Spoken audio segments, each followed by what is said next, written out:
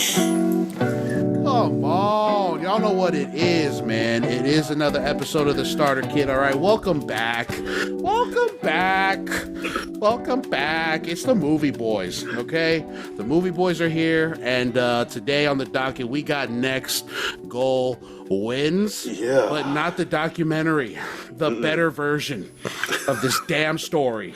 Oh, right. The documentary is the documentary. Better. Sorry, I know that sounded crazy. I'm sorry. I mean, yeah, this isn't the documentary, which is the better story than this freaking movie, which is Next Goal Wins, directed by Taika Waititi, that came out last year. Yeah, a lot of hype. Seth and I talked about it on the other show, and this disappointed me then, and it's still disappointing me now. You know what I'm saying? The rewatch was still not up to standard. Not up to standard, but my stance has softened a little bit. You know what I'm saying? Just a little bit. There are certain things that I missed the first time that I'm a lot more appreciative of now. But all in all, Taika, you hurt me with this movie, Taika. Tell him. Hurt us with this. You know what I'm saying? And I'm gonna drag you into this, bro. Us. The movie boys was hurt by this, okay? Together. I'm not, you know what I'm saying? Together, all right? Y'all know what it is, man. Marcus, Lance, we're here. This is all part of the Politicking Network. Hit us up over there, you know what I'm saying? We got the Pasefika Movie Starter Kit. We got Way Back Wednesday with the Uso, Sefa M, and Lance. And then we got the Politicking Podcast with myself and the Uso, Sefa M. So let us know. Hit us up, and if y'all watched it and were hurt about this movie like we were, please let us know and let's talk about it, bro. Do you remember what you were doing when this movie came out, like November 17th of last year, like holiday season? Oh God. Gearing up for Thanksgiving. Well, I mean, I don't want to make this sad, but this was going to be the first Thanksgiving without the old man. So, you know, we was gearing up for that. And yeah, that's basically it. I just remember being excited about this movie, though. You watched this in theaters, Joe? I did. Yeah, I went by myself to watch this. I was like, I'm not gonna miss it, bro. I'm not gonna miss this. I watched it. I think the day after Seth and I talked about it on the show. So I was like, all right. So not only did he hype it up for me, I was like, dude, yeah, I need to see the version of this movie that of the documentary I love so much. But I walked out of there angry, bro. Man, do you like when people tell you if it's good or not? So, oh no. My guy Lance is frozen in. I'm sorry. Freeze those, man. Oh, okay. Unfreeze me. Unfreeze them. Do you remember, do you like when people tell you if it's going to be good or not? Or would you prefer, like me, to not know anything about it and just go in with no, preset expectations? Definitely that. You know, I prefer if somebody were to tell me or not tell me if they liked it or not, but I'm still good at pushing that away. Like when they tell me that they nice, like, all right, nice, cool, you nice. liked it, whatever. I don't give a damn. Shut up. This is about me. Yeah, this is me. Okay, shut up. Yeah, I definitely like just going in seeing the movie as like they want us to see it without any like preconceived assumptions about it. Yeah, but I feel like I try to even seeing the trailers, for sure. Yes, I want to raw dog this movie. And so even seeing the trailers beforehand, you have some sort of awareness of what the movie is, maybe even certain exciting scenes. But yeah. Man, I did like how much of a throwback to home this movie was, even though it wasn't filmed in American Samoa. Filmed in Hawaii. Just learned that right before recording this. God. But you got to leave that alone. All right. No, maybe not. We're gonna bring that up. We're gonna roast you to pieces for it, Taika. They said talk about it, bro. They said we couldn't we didn't have the infrastructure to uphold a production company for long enough there, like food and lodging. So, do you have anything to say against that logic or reasoning? I'm going to just take yours. You could have booked 2 months at the trade winds, Taika. All right? They would have taken care of you. All right? And there's plenty of infrastructure over there to do your entire production crew. All right? There's production crews out there in American Samoa. Ooh. All right? Living harder than you. On site. making it happen. You know what I'm saying? Available on site, living harder than you, and making it happen still. So Taika, get out of here, okay? Knock it off. Should have been filmed on location. Like, On location in American Samoa. I want to see that in the Wikipedia page, bruh. But man. but even I feel like they did a great job of trying to mirror a lot of the places in American Samoa, like a small airport that you have to like walk down the stairs onto the tarmac and into the airport. Plenty of like good recreation, beach shots, and how close the water is to anywhere you are in American Samoa. You're more than 10 minutes away from a beach. Like different parts of the island, the hike up Mount Lava, even though the scenery is not geographically correct, did convey that sense of like being up on the highest point of the island and looking out over the harbor. So, I mean, I think for it being shot in Hawaii, they did a lot of justice to American Samoa's landscape. Hey, I'll give them that. But I definitely want to see that money going to the local economy. Hey, talk to him, Lance. A lot of people. Come on. So yeah, let's figure out how to make that happen. Yeah, book Trade Winds out. I mean, or whatever other hotels and stuff. Hey, come on, bro. I'm saying.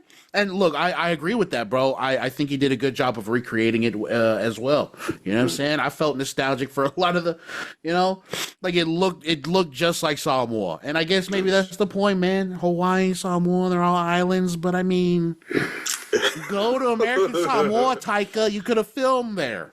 It's a movie. Just another level of authenticity that I wish was in the movie. But that's cool, man. I don't want to be nitpicky about it because I'm already a big hater. I'm already a big time hater of this movie. So yeah. Next Goal Wins, directed by Taika. This one debuted in America November 17th, 2023, starring Michael Fassbender, Oscar Kightley, Kaimana, Rachel House, David Fane, and even Taika himself as a wonky ass preacher. Yeah, bro, couldn't resist the urge to show up in his own movie, huh? Huh, bro? He had to be that guy. No, I don't think anybody wanted that spot. Like, hey, do you want like a deeply sacrilegious goofball reverend from American Samoa? And he was like, oh, fuck it. I'll do it. Fuck, it's my movie, isn't it? Shit, just put me in there. I'll do it. Yeah. So it's shocking seeing it as like when it opens up. But he mentions in the movie where American Samoa is known for being a people that is deeply religious, hardworking, and deeply religious. Yeah. So that's also part of the movie that we're going to get into. So anything else before we start? Oh, money-wise? Or we can get to that after? Yeah, I guess. Well, no, you know what? No, I'm going to say it right now. It was on a budget of 14 mil, right? Mm-hmm. And then it only recouped, you know what I'm saying? Only made 4 million. Mm-hmm. Only profited 4 million. So this was a flop. And it sucks. It sucks that it was a flop. Yeah. You know? The IMDb page was they gave it 6 out of 5 or 6.5 out of 10, and I don't know, man. This movie was just not liked, not well liked. It wasn't well received. There's critically, commercially, a flop.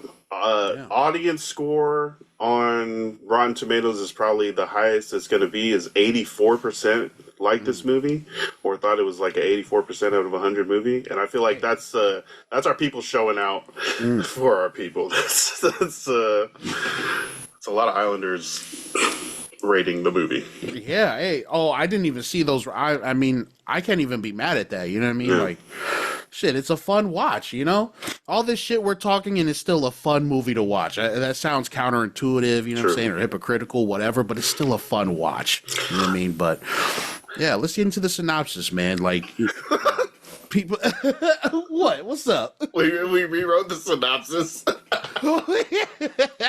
We're trying to make an effort to rewrite the synopsis of the movies we watch to flex our writerly skills, and this is fucking and this is actually a succinct fucking. It's exactly what this movie is, bro. It's Taika's latest film about the worst football team in the world. Or what was once the worst football team in the world. Let's change that up. And our synopsis before was more titled like towards, this coach who's in a life slump comes to American Samoa and gets things together. But we were talking beforehand, is Coach Rongan the center of the story, or should he be the center of the story? Should it be more towards us? I want to disagree. Yeah, I didn't want to make him like the center of the movie. I think there's a better story that could have been found, that was found in the documentary, that could have been brought to life in theaters. You know what I'm saying? And it just made another one of those tropes, right? Those tropes of the great white savior who comes into this island and fixes up all the problems that's going on or whatever. But they made him like a drunk dummy. Yeah, they just made him a drunk dummy and someone that's hard to like root for. But then he has like a freaking heart of gold and he's like, oh my God, actually, team, I really freaking needed you, dude. And you guys didn't need me. It's crazy. Like, bruh, like, I don't know, man. We're going to get into it, bruh. We haven't even gotten to the beginning of the movie yet. Let's go. Let's go, man. Go ahead. Set it off, bruh. We are in this. Okay, so this movie starts with a couple of shots coming into American Samoa, the island life, really setting the setting. Kid biking through grass and almost falling down, just different parts of the island before we get to Pastor Taika Waititi. And he's got like a white, bright, like goatee and big teeth and glasses and like hair that's going up. He's also wearing like a reverend's robe, but it's got Jesus's face inside a soccer ball that's on fire. That was Jesus's face? I was trying to figure out whose face that was. Whose face could it be? Like, you're right. No. Yeah, well, it better be Jesus's face, right? It's like, if it's anybody else's face, it would make sense. He's the pastor. Damn it, Lance. And he's talking about how, let's talk about this incredible tale of woe. And I don't mean woe as in, oh, that's a bummer. I mean, whoa, that's totally cool that actually happened, aside from some embellishments taken along the way for creative purposes. Oh. I remember, this, like, mostly true story. Yeah, like I think it was yesterday I read something that Taika said that like he made the creative choice to put embellishments in the story because it's a Hollywood movie or whatever. But if he was just gonna recreate the documentary, just go watch the documentary, right? Okay. Yeah. I was like, that's a cool point, I guess, Taika. But I mean, shit. If you wanted to see what I'm pulling from, go watch what I'm pulling from. Right. If you want to see my version, right, buy yourself a ticket. You know what I'm saying? Oh, exactly, bro. So what's going on from there? So after he introduces basically the entire, almost the entire point of the movie, it shows, what is it? Sorry. So he literally starts the story off with our tale begins with utter humiliation, right? And then that's when they show Australia versus American Samoa for the World Cup qualifier in 2001. And it went down as the worst loss in international play history. Yeah. 31-0 Australia. And they were showing, it was the actual footage intercut with Uli. Right? So Uli playing Nicky Salapu. Yeah, I think they recreated it. Did they? Oh, yeah. I mean, it was real. It was good. Yeah, it looked like fair enough. We seen the documentary with the real footage, and it looked super. It looked just like that. Yeah, I thought like they intercut it with Uli at the end when he does the iconic, when he falls down after the 31st goal, which makes me sad every time I see it, bro, because Nicky was so hurt. Exhausted. So they recreate that scene, 31-0, sets it off, and then 10 years later. It's the 2011 South Pacific Games, and you're introduced to American Samoa football team in what is the saddest haka in the history of hakas, bruh. Nobody was coordinated. Everybody was, everybody was out of sync. Nobody knew the words, and everybody was just doing their own thing, and the other team was just laughing at them. You know what I'm saying? And it's, oh, God.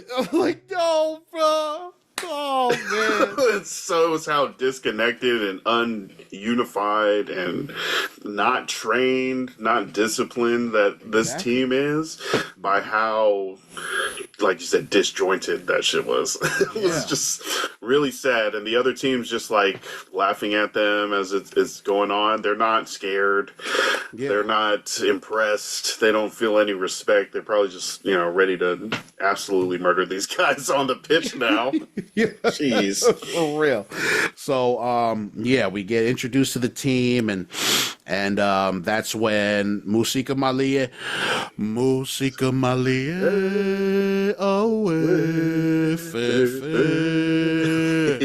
by Leao starts playing, and next goal wins title card. I'm fobbing out. I'm talking about our Usos. I'm fobbing out already.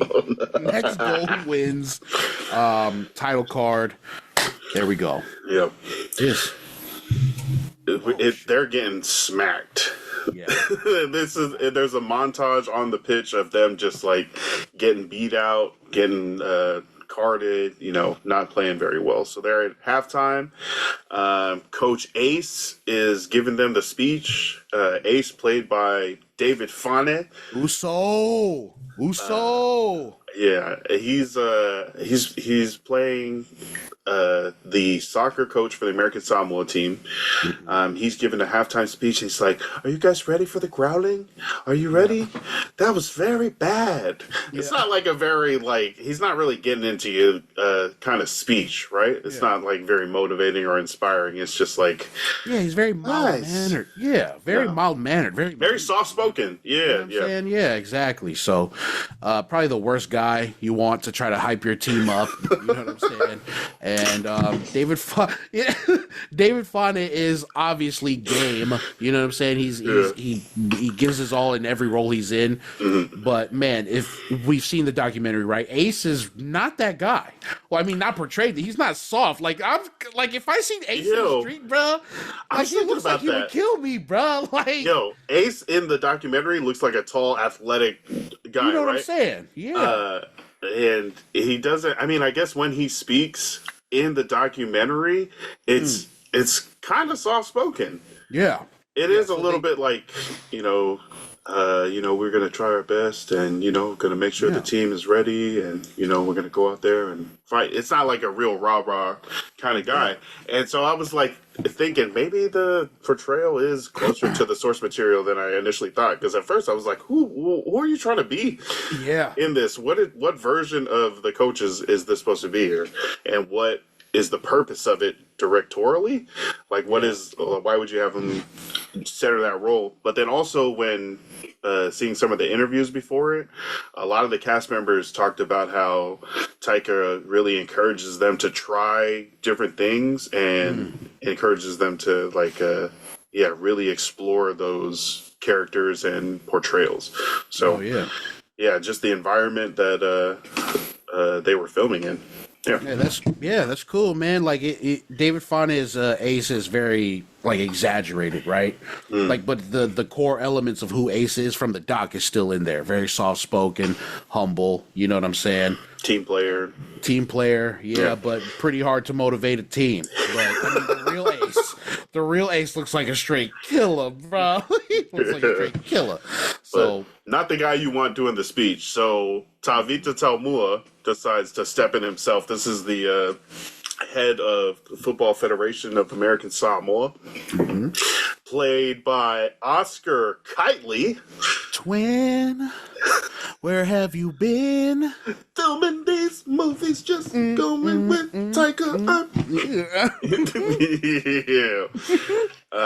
Oscar Kightley plays Taika, the head of the Football Federation, and he steps in to take that halftime speech, and he tells the team,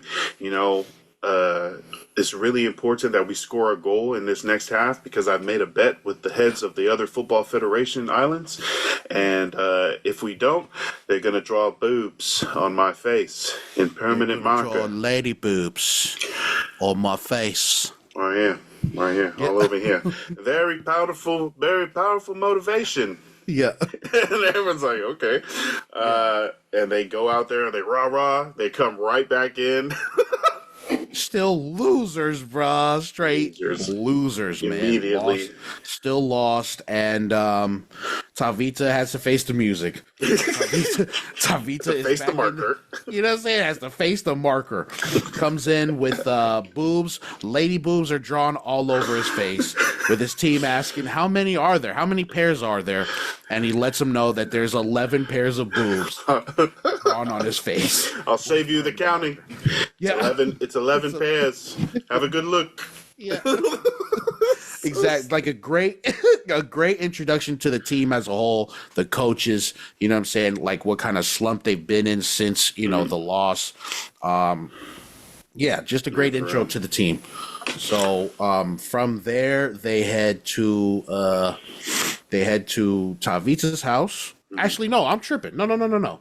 I'm tripping. After the lady boobs, Tavita has had enough. He's tired of the losing. And he freaking fires Ace right there on the spot. Yeah. Fires Ace right there in the locker room. Is just like, Ace, you're sacked. You're a nice guy. Terrible coach. Yeah. You're sacked. Okay. Well, he hypes the team up, though, when he tells them, I'm going to find us a new coach. And they're like, yeah! And then he cuts to his house, and he's like, how am I going to find them a new coach? Yeah. He's there having dinner with his son, who also plays on the team, Daru. And then his wife, Ruth, played by Rachel House, the Immortal. Straight icon. Yeah, she is Ruth, the wife to Tavita, played by Oscar Kightley. And she's like, you need to hire a coach from off island. And the son, Daru, is like, yo, that's not good. Tavita's like, that's treason. Yeah, it's treason. Oh, the writing is just, oh man, it's like some of the writing choices in here, like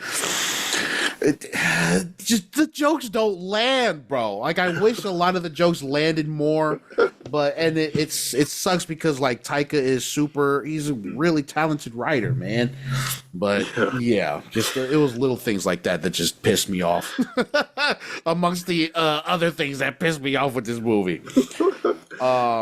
Yeah, so they're in there trying to figure it out, and this is another thing. Like I keep diverting away, bro. My fault. Cool. But with Tavita, they made him look like a bumbling fool. You know what I'm saying? Kinda, yeah. Yeah, but to start, he's getting boobs drawn on his face. He's getting bullied by other heads of federations, I guess it also shows the standing of the team and its standing in the community. It's like at the very bottom of the totem pole.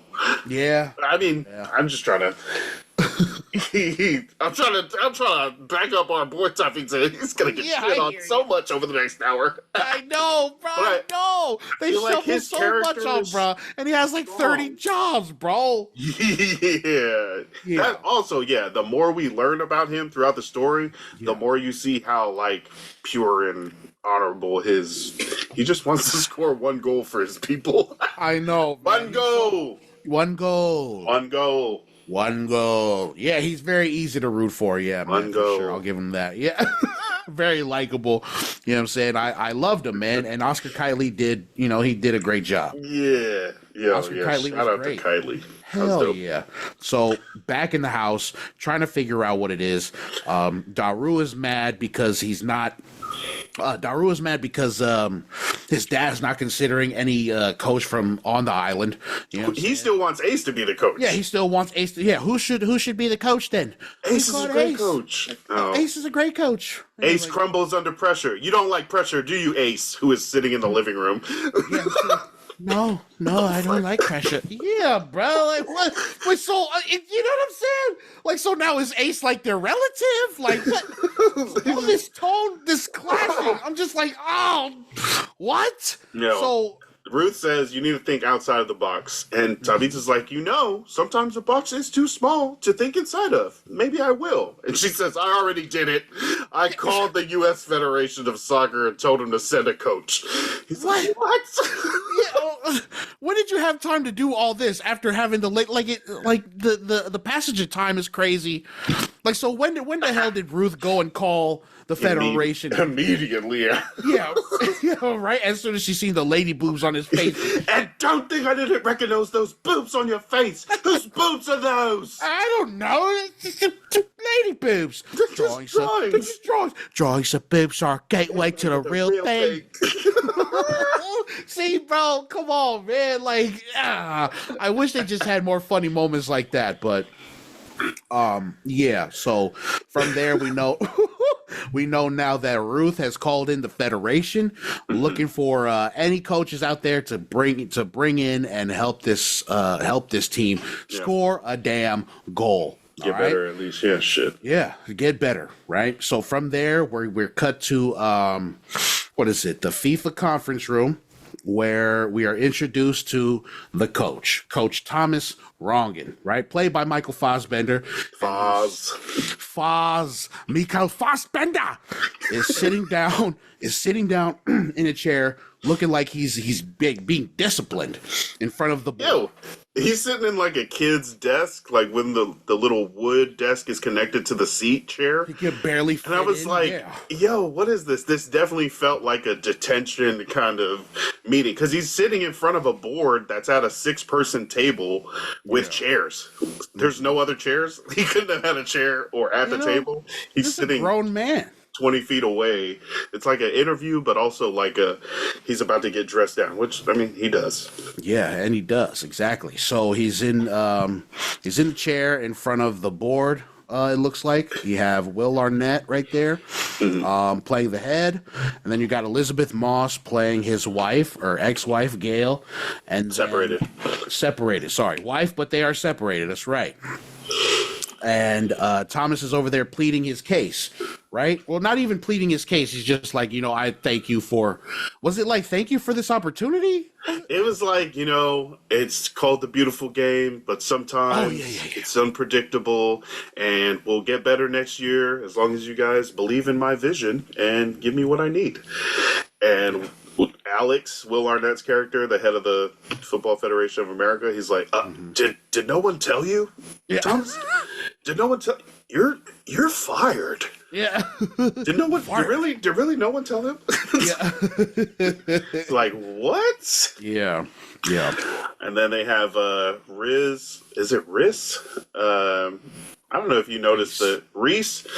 He was in Jumanji, and he was also in the Pirate FX, the FX show about the pirates that Taika is doing. Yeah. Our Flag. Oh, man. What's that called? Fuck, man. Now I watched like the first half of the first season, but I need to get back on that. He comes up and they're talking about the 5 stages of grief, and what they have like a freaking photo prompter. They put it on the wall for him to see. So we need to go through the 5 stages of grief for you. Of course, the first stage is denial. And this is not happening. You can't do this to me. This is not happening. And they show him the map of the Pacific Ocean. He's like, what? He's like, well, more specifically, American Samoa to coach their soccer team. And he's like, Gail, did you know this? I can't believe you would do this to me. And they flip on. So the second stage is going to be anger. He's like, I deserve some respect. I'm the only one in this room that knows the game. Yeah. And then Will Arnett stands up and tells some unrelated story about, like, him drowning his dog, had to be put down. She's like, so am I the dog in this situation? No, man. No. I'm just telling you a story. Yeah. But, it does seem like that's what he's saying. Like, you were a good coach, but you're not good anymore. I have to, like, fire you, or if I have to put you down. Mm-hmm. And subtweeting. We go to bargaining, where Coach Rongan is like, okay, I can change. I'm flexible, guys. Let's not make any rash decisions here, okay? Mm-hmm. And Alex is like, you are smoking through these. Coach Rongan buries his face in his hands. He gets real sad and quiet, and they flip over the fourth stage of grief with his depression. Mm-hmm. And then they basically say, your only way to have a job is to accept this one, and you have to travel out to American Samoa, where we arrive to the fifth and final stage, acceptance. Oh. And it transitions to him on a Hawaiian Airlines plane, traveling to American Samoa. Yeah. What did you think about that 5 stages breakdown? Yeah, when I seen that part, like, what is it? I watched it. What's today? Monday? I think I watched it Saturday, or either Saturday or yesterday. But when I seen that part, like, immediately had me thinking, like, oh shit, this is because we know what happens in the doc, and we know about, the tragedy that happened in his life, Mm-hmm. So obviously with more context, it had me thinking, like, oh, well, that's actually a great, I guess, motif, theme. I still don't know the difference between the two, but as far as, like, the 5 stages of grief, mm-hmm. I don't want to spoil it just yet as to why he needs this, but, like, knowing what I know now about the thing that happened in his family, like, I thought it was a good way to show where he's at in his acceptance, or where he's at in his journey through grief, right? And it had me, like, trying to figure out, like, what stage is he in at that point of the movie, because towards the end, obviously, it's that last one, but in this point in the movie, he is just an angry drunk, you know what I'm saying? He loses his job. He's losing every job, and the only one that he can get is the one that nobody wants, right? So he's definitely in this state of in between either anger and depression, you know what I'm saying? Because there's a whole lot of anger he shows throughout the movie, you know what I'm saying? His reputation is staked on that, and I don't know. I just thought it was a cool little thing. Hopefully this isn't a reach, but I thought it was a good way to illustrate, not only what Rongan is going through in his personal life, but also where he's at right then and there in that point in the movie. So, nice. Woo! Yeah, I hope that is, man, because, you know what I'm saying, we came up with that off the top. If you just stumbled into that, you know what I'm saying, well, then shit. Hire us to write some shit, okay? So not only is it a snapshot of him getting fired and dealing with that grief and working through the, depression, the bargaining, the acceptance of it all, but it's also it shows in, like, his actual life where he is after dealing with some shit. Nice. And we do they do piece it in really well, like little parts of, like, oh, this coach went off the rails 2 years ago, oh, his daughter's voicemails, oh, his wife is separated, but there's all these little parts that really build towards that. And I feel like if we didn't know what we knew from the documentary, I wonder how that would have hit us. Or, like, if we would have seen those parts, that definitely helps with the rewatchability of it. True. Yeah. I think I would have been like, I think I would have appreciated a lot more if I didn't see the documentary, honestly. But I think because I seen it already, I'm like, oh yeah, no, they didn't do justice to that, because that is a big part of his story, Rongan, and it's, I agree with you though. Like, they did put it together beautifully throughout the movie as to what exactly did happen in his family, but yeah. I guess we just got way too much context. We shouldn't have watched the doc. That's what it's sounding like. We shouldn't have watched the doc, because now it's inevitable that we're going to freaking compare it to the doc every time. But we don't let that shit affect our score, because we're looking at it as just a movie. All right? Yeah. All right, so go on, bro. My fault. I keep talking shit. Go on. No, I'm here for it. Do it. We get the Pacific Ocean song. Who is this by? Freaking. I looked it up last night. Pacific Ocean. Yeah.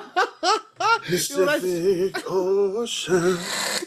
When I seen it in theaters, I thought it was like, I thought it was like some kind of thing that like Taika hired, outside musicians to just do. I didn't know it was its own song or something. It's a real song. Yeah. Oh, it's a real song. That's hilarious. Yeah, that's funny. Awesome. But that's playing as he's on a Hawaiian Airlines flight, probably flight 685, to American Samoa. There's a little kid looking back at him through the seats. He looks out of place and uncomfortable, which, I mean, when you're in the middle seat, yeah, that's usually like the whole flight for you, but it looks like he doesn't want, it really looks like he doesn't want to go, doesn't want to be there, doesn't be in that situation. So that shows like the reluctance of it all. Does he get like any reluctant hero points? Or is it more like he's just forced to do this in the story? He was definitely forced to do it. Like he says it towards the end. He was like, he didn't want to be there.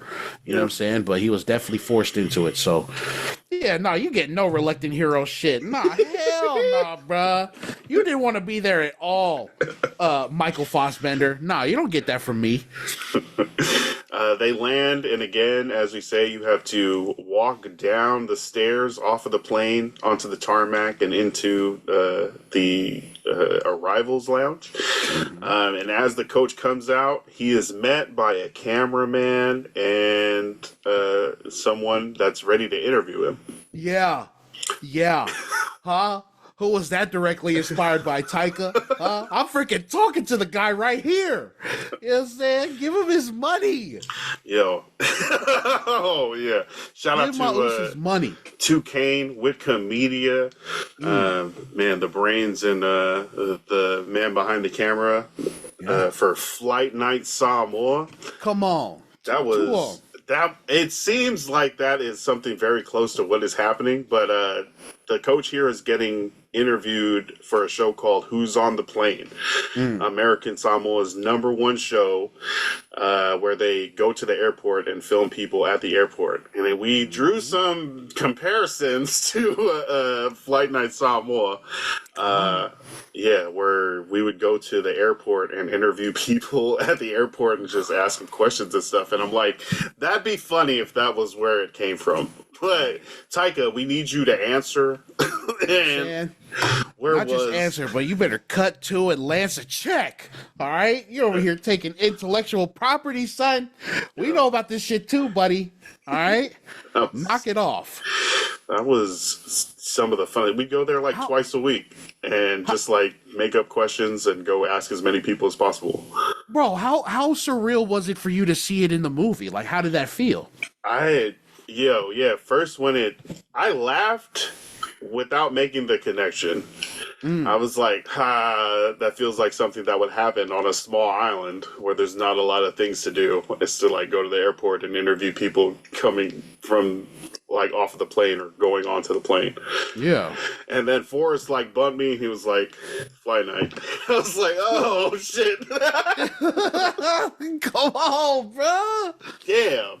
That's funny. Man. That's crazy, man. I remember when Seth and I talked about it on the show, and he mentioned that, Flight Night, makes an appearance in there. Yeah. You know what I'm saying? It had me excited. I was like, oh, okay, yeah. And then I see it, and I was excited, bro. I was like, oh, yeah, that's good to see.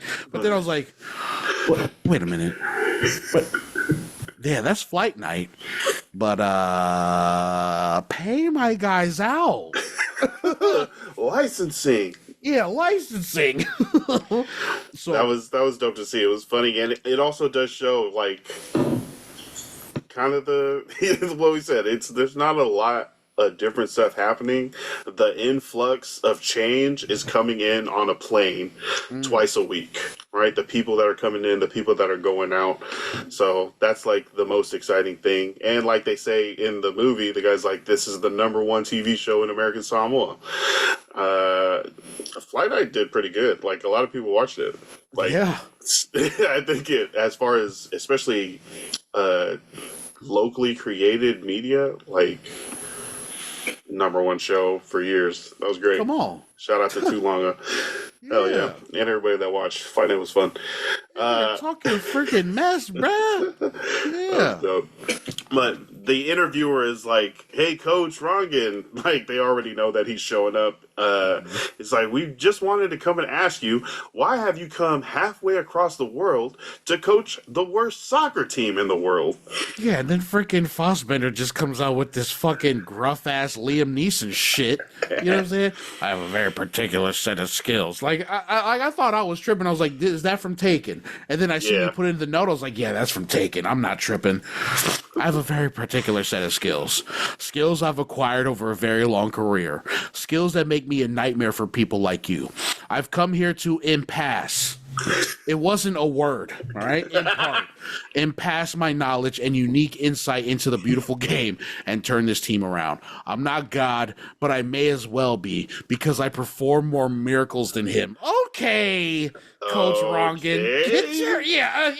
One thing's for sure, the new team coach is very outgoing and friendly. What is this shit? No, sorry, sir. No. Please no curse words. Please no curse words. Yeah. This is Who's on a Plane.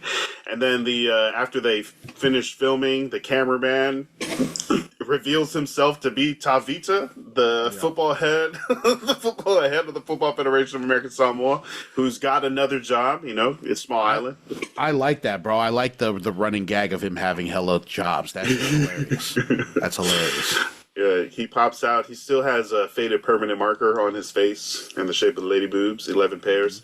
And he introduces himself to Coach Rongan. You know, I'm Tavita Samoa, the head of the FAFs. And he's going to go outside to prepare the team for the welcome. He runs outside. It's like, guys, he's coming. He's a great coach. He's from Europe. Wow. And then Ace decides to kick off a chorus of Savali Vali. Savali Vali means go for a walk. Don't tell muse too much talk. I love for you to me. You know. Fassbender walks out and he's like, what is happening? Just lost, bro. Lost as hell. And he gets on onto the bus. Everyone else leaves. Daru is like, was there a lot of people that applied? Oh, tremendous response. He's like, how many people responded? Just one. Yeah. Look at him. I think he's the one. Could be Neo. Tavita is getting ready to ship him off to his house. And he's got like Tavita is also the bus driver. More jobs. Yeah.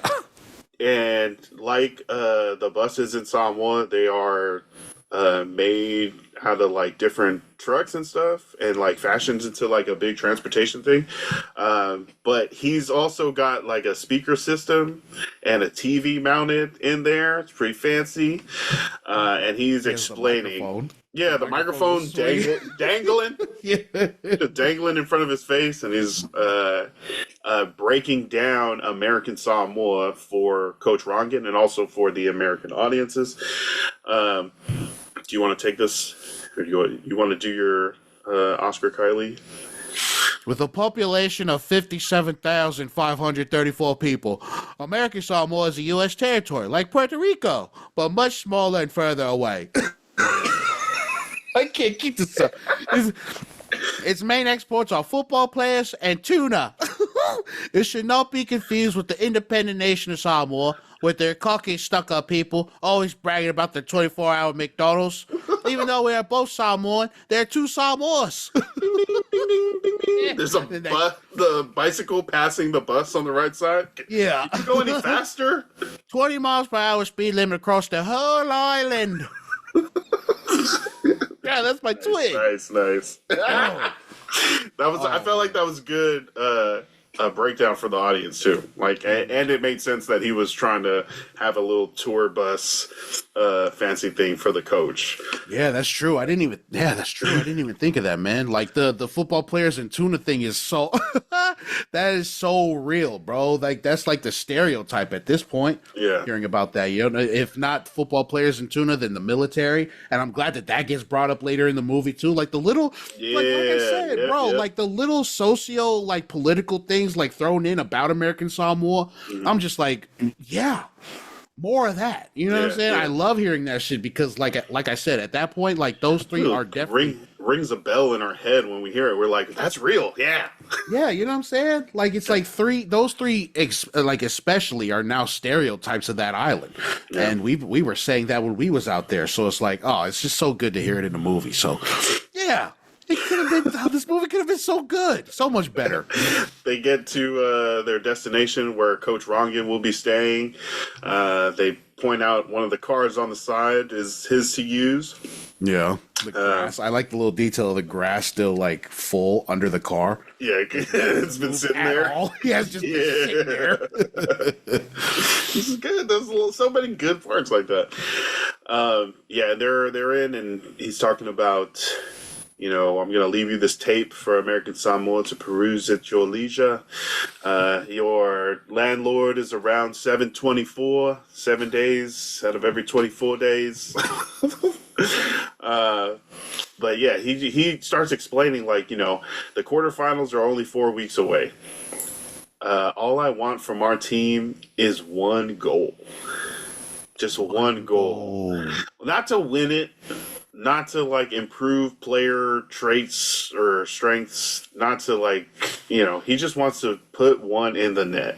Yeah. I mean, is that too small? Is that a small? I feel like that's small. Like, like as far as what goals, like his goals and shit. Or is that like just that seems like a huge thing because they've never done it before? Hey, they've never scored at all. So I think being able to just score is huge, right? Okay. And you know, maybe Tavita has like a better handle on who is on his team, so maybe he tries not to expect too much. You know what I'm saying? Like, you know, high expectations, higher chance of, you know, misery and disappointment. Yeah. But he knows that, like, the biggest goal to set for this fucking ragtag group of soccer players is to just score one damn goal. You know what I'm saying? Just score the goal. Well, you don't think he was reaching high enough? You want Tavita to go for he wants to go to Brazil? Yeah. For the World Cup. We want to win the World Cup. We need to qualify for the World Cup. Like, bro, you need to do more than just bring in freaking Thomas Rongan, okay, and Nicky Salapu. All right, if that's the case. True, so true. They wouldn't need to find the like Samoan soccer mercenaries out there and like bring them home to play for the national team and then train them up enough, you know. So, I mean, like, so it seems so small though, right? Just score one time, but that's big to him. Life changing. I mean, you spend your entire career at the bottom of the standings with no goal ever. Yeah, the least we could do for this team is get one goal. You know, one goal. So after Tavita leaves, Rongan is just, you know, getting acquainted with his surroundings, you know what I'm saying? He tries to go into the bathroom. The toilet is right there at the door, hard for him to get in. Just, you know, it's just, you know, it's just him out of place, like you said, when he was on the plane. But now that he's settled in, he's in the house now, like he's definitely out of place. And that's when he tries to call a certain number, right? Tries to call a number, but gets no signal. Gotta get a Blue Sky phone or an Astica phone. You know what I'm saying? You can't just use your regular phone. Come on, bro. You know what I mean? What you think this is? America. This part right here that you got on the note, is that from when he was still in the room, right? Like he didn't go anywhere. He was still in the room trying to get signal. Like this is when he That's when he was outside, right? He was outside looking at his surroundings and shit. Yeah. And he had a cup. He had a cup and poured some whiskey in there. Another hint of his, his latent alcoholism. You know what I'm saying? And it's crazy that, like, in the documentary, they don't address that at all. That shit had me tripping because he always had a cup in the doc, bro. Right. So I just looked this up, and like, there's this fact check article that is comparing the movie to the documentary, and it says he doesn't have a drinking problem. Oh. He just had a cup of water or a cup of tea or something with him. So that was water and tea in there. Oh, okay. It was just like hot. It was hot out there, so he always had a drink with him or something. Well, but, yeah, I mean, it could be hot and still have like a cup of whiskey and shit. So when he in the doc, he wasn't drinking whiskey. That was water and tea. So in real life, it says that he doesn't have an alcohol problem and wasn't drinking. But he always has a cup. So in the documentary, when I watched it, I was like, oh, this fool always drinking. And then when it shows up in the movie, the Taika movie, I'm like, oh, he was always drinking. Right. Because now it's him snapping off bottles, blah, blah, blah, blah, blah. Let's go to practice. Oh, Armani, go get me a bottle of whiskey. That's crazy. If it was just water, he could have just had bottled water. Yeah. Yeah, he could have. So he didn't have a drinking problem, but he was constantly drinking out there. So no drinking problem, and he wasn't drinking. Now I'm stuck on this. That kind of messed me up because, like, I just assumed he was drinking. We both. I also thought, since he was carrying a cup in every scene, pretty much on the field in the documentary, that there was something in the cup. Yeah. But I mean, this is only according to one little article. We can go off of what we believe. Yeah. He also puts down. He's getting like things put into place in his new home. Starts with a picture of his daughter and his daughter and his wife, who we learned earlier they are separated. It was weird that she was on the board. Yeah. And like sending him across the world. It was her idea to send him out there. Yeah. 5 stars now. Mati Lagona starts playing. Coach, I think that's the one that almost had me crying. Cause that's the hearing that song. I think that's the one that I remember my dad playing on the cassette tape. So when I hear that playing, the cassette, bro, takes you back. Oh my god! All right, so yeah, go on. That's nice. Yeah. I'm sad. You want to talk about it? No. You want to talk about it? No. That's crazy. Yeah. That's crazy. Yeah. We hear on the TV that this coach, it's Who's on the Plane, and they're talking about Coach Rongen. Coach won the MLS Coach of the Year and also coached the U.S. national team before his career mysteriously went off the rails 2 years ago. Is this when they show him, like, throwing stuff around and being angry and shit? Yeah, I think they show his, like, him getting fired. Yeah. Nice. And he gets to the convenience store, and the store clerk, I feel like, stood out a lot, played by Sissa Gray. Guy from the TV. Famous guy. Yeah. Welcome. Yeah. Welcome to the convenience store. Man. I see you found our conveniently located libation station. We're also conveniently the movie rental outlet. They also do dream catchers, but he's just looking for bottles of whiskey to refill his drink. And he gets up there, and the saw starts to ring, the bell. And this is exaggerated for anybody that doesn't know and saw this and was like, oh, damn, the Samoans, they stop right away. This whole just stop, it freeze, bow your head. That's not how it goes. You stay in your house, you get real quiet, you don't disrupt people. If you're on the road, you keep driving through the village slowly. If you have to pull into some place that's in Sa, you pull in at the head of the road and stop there. You don't get to drive all the way back to the house to disrupt prayer. But it's not like everyone freezes. It's just funny. It's fun, but that was funny. I laughed. I was like, I know what's going on. Yeah. Every time I see the Saw like in a movie, it just reminds me of the New Uli Boys. I've never seen like I've always heard that like some boys from New Uli will go around and like try to beat people up who are not fucking adhering to the Saw and shit. And I'm just like, Yeah.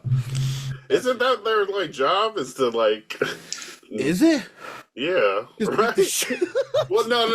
get out of you. Is to like uphold that standard of quietness for the space of prayer every day at the same time. I always heard beat the shit out of you. Yeah. Oh, you're not trying to pray right now? Come here. Come here. You can practice praying for me to stop beating you. So the Saw happens and she literally just stops right there, bows her head, and then freaking Rongan just takes his money and the fucking liquor. What a POS, bro. He's like, all right. Takes all his stuff and goes. But we cut to that field where Ace, who is now the assistant coach, is telling everybody how to sell a foul. It's like, let's do the Hollywood drill, okay? You hold your knee, and you gotta get that penalty. Coach Rongan appears at practice for the first time. He's dragging over a plastic chair to sit in the middle of the circle of people. Before he starts talking, he gives money to the small kid that's assisting him, and he's like, "Go get me that special bottle we were talking about. Okay, go run!" And he runs off. So Armani, Hey, shout out Armani, man. He's pretty clutch. Well, gentlemen, I've been watching you, and it's safe to say you're useless. You have zero talent, skill, or understanding of the game. And it's like cutting around to everybody on the team in the huddle, and they're just like bowing their heads in shame. Yeah. Like, oh, we suck. We knew we suck, but hearing it from a new person always hurts just a little bit. fuck, man. He's like, I wouldn't want to get dressed down by this fucking clown though. Like, man, forget you, bro. oh, You weren't out here with us. they brought in some super coach to come and teach you guys how it's supposed to go. I'm sure they were like, okay, we're gonna listen to what you say, but that was mean. Yeah. He's like, we're just gonna work on fitness and discipline. Start running sprints, okay? And the whole team just starts doing suicides up and down the pitch. Yeah. That's when you're introduced to another focal point of the movie, our sister Jaya, right? Jaya Sailua, yep. Jaya Sailua. For those who didn't watch the doc, the first transgender. Was it the first transgender to make a World Cup qualifier, or to play in a World Cup qualifier? It was the first transgender woman to play in a World Cup qualifier. Yeah, and then to win a match. Yeah, iconic. Iconic woman in the community, holding it down for our little island over there. So she kicked for the Leone high school football team. I think I was in like my freshman year or something. Oh, what? Oh, so you knew of her? Yeah. Nice. Yeah. People didn't kick a lot in Samoa. They only went for 2. So to actually have a kicker that could make kicks was like changing for a football offense. Like you could be like, oh, we can just have 3 points. We don't have to go 17 yards because it's 4th and 15 or some crazy stuff like that. We can just get these points. That was dope. That was dope to see. That's hard. So we got Jaya entering, you know what I'm saying, dressed up to the nines. She had just touched down from Hawaii, you know what I'm saying, making an entrance. Fabulous. You know what I'm saying? And she introduces herself to Coach Rongan, who mistakes her for the team masseuse, you know? Yeah. Thinks she's, a woman, which, things. God, I'm just stumbling over this shit. She gives him a lei. She's like, "Welcome in, coach," and he's like, "Oh, that's nice. What are you? Yeah, You're the thank team you. masseuse or something?" And You know what I'm saying? Ace, Coach, Jaya are trying to explain exactly how this works, but he's like, "You're a woman. How are you playing on the men's team?" Yeah, I don't know And about the women's team. I don't know if they're practicing. I don't. he's like, "No, I play on this team." And he's like, "What are you talking about?" Yeah. And Ace is like, "This is our center forward." And he's like, "Okay, whatever. You must be joking. Fine, jump in the game. Yeah. Okay. Yeah. Okay. Whatever. You got me. Yeah. Joke's on you. She's gonna play now. Yeah, she's all right." fucking play. And he takes Ace over to the side, and he's like, "You freaking." Oh, it's the cut to Daru and the goalkeeper. And he's looking back at the coach. He's like, "I don't know, man. There's something about this guy that's not right. I don't really trust him." Shut up and stay on your feet, Daru. You keep sliding over and keep missing the damn ball. Shut up. Freaking nerd. It's like, well, Shut he up and is stay on your white. feet. You know.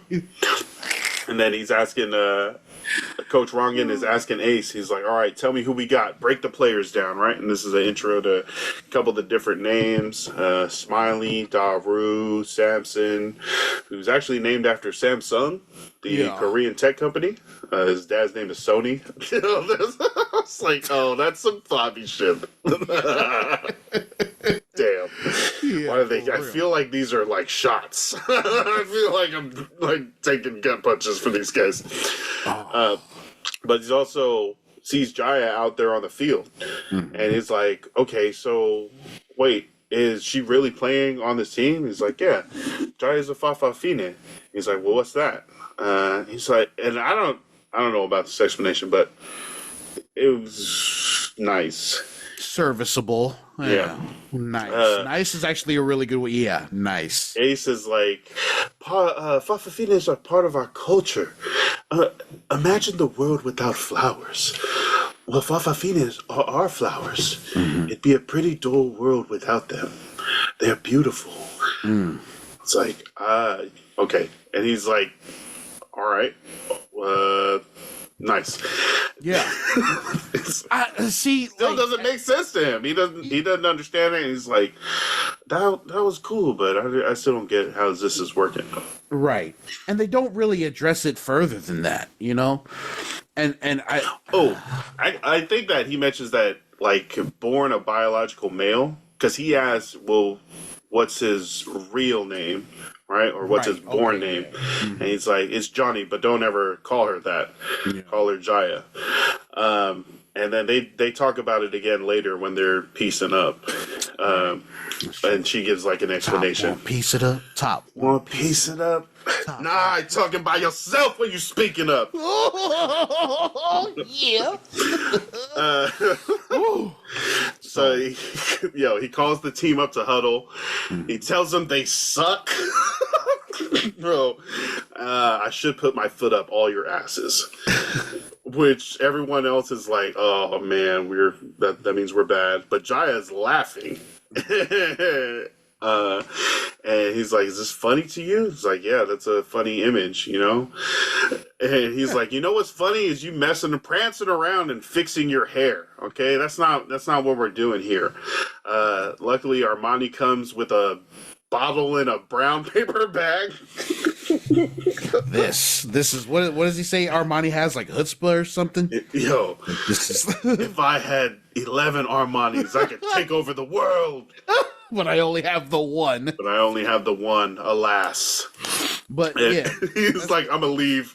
Armani's in charge for the rest of the day. Armani, what do you want us to do? Okay, shrugs. Okay, everybody, shoulder exercise. Shoulder exercise. Ready? I like Jaya.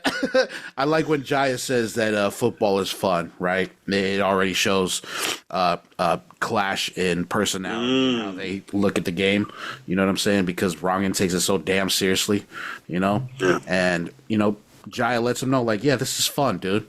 I am going to fucking walk around here and prance around and play with my hair, all right? Because this is a game and it's freaking fun, all right? Yeah. And then that's, clash. But coach is like, this is not fun. This is work. This is international soccer. It's not a game. Competition. It's a sport, yes. Okay. All right, buddy. So I feel from like there, shout out to Kaimana, the actress who plays yeah. from American Samoa, and also like really expresses a lot of that the differences, like you said. I didn't even notice that, but that like how the dichotomy of those two, the coach and the star, really shows like the differences not only in how they're looking at it, but like culturally how they look at the sport, like not playing on Sundays or doing a job and then going to it versus the coach who's like, this should be everything you do. And they're like, it is everything we can do. Like, You know what I'm saying? Like, bro, I still gotta work. Like, I got a regular ass job, and I'm over. You know what I'm saying? nice. Yeah, yeah, man, that's cool. So it makes when they finally come together. Spoiler alert, I guess, but we've seen many movies like this where it finally makes. Yeah. Finally makes when they come together like that much more special. But also, I have another grievance with that. But we'll get there. We'll cross that bridge when we get there. Okay. So after he leaves, puts our Armani in charge. This is when he's at the beach, right? He comes to the beach, and he's no, He's able to listen to a message. right. And this is from Nicole, his daughter. You forget what? No. I forget what the message was saying. Do you remember? Oh, right. No, yeah. It was like, where in the world is Thomas Rongen? Right. It was just to establish more. Yeah, establish more. But of his daughter. These messages also, like, it sounds like he's just missing them, right? Yeah. And they're talking about, like, where in the world have you gone now? And that also relates to his, like, early career coaching. He used to be different places in the MLS. He grew up in the Netherlands or whatever, but I don't know if he was doing coaching over there, but it seemed like he traveled a lot. Yeah. And now he's again out on another journey, out coaching another team. But she's like, figure out how your phone works, please, you old man, and call me back. Where in the world is Thomas Rongen?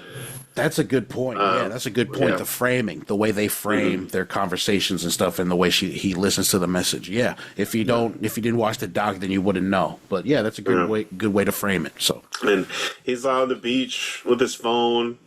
Some village crazy lady is sauntering towards him with a beekeeper's mask. Yo, what? Why? Yo, the two village crazy ladies, both played by Rachel freaking House, bro. Okay, in live action and you know what I'm saying? Why are both village crazy ladies played by Rachel House? Okay, she's just doing this because Tavita's telling her to do it, right? Oh, the old tin can lady. I'm looking for these old tin cans like you see here on the beach, just thrown away. You're feeling alone because you are alone. You're just a skinny white guy looking out there for answers, points out to the horizon. But maybe the answers you seek for you are right in front of you. Family is what you make it. that's just like slowly backing out. Yeah. Tin cans need to be repurposed into something beautiful. Oh, she my walks God. off, and he's like, "What the hell is this happening right now? Oh my God!"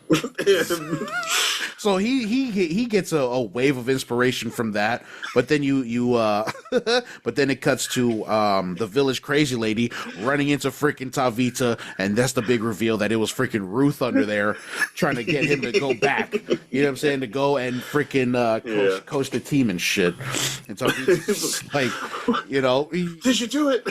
yeah, did you do it? Like, why did you make me say all that tin can mumbo jumbo and for the family is what you make it crap? I sounded like that old lady. White people love.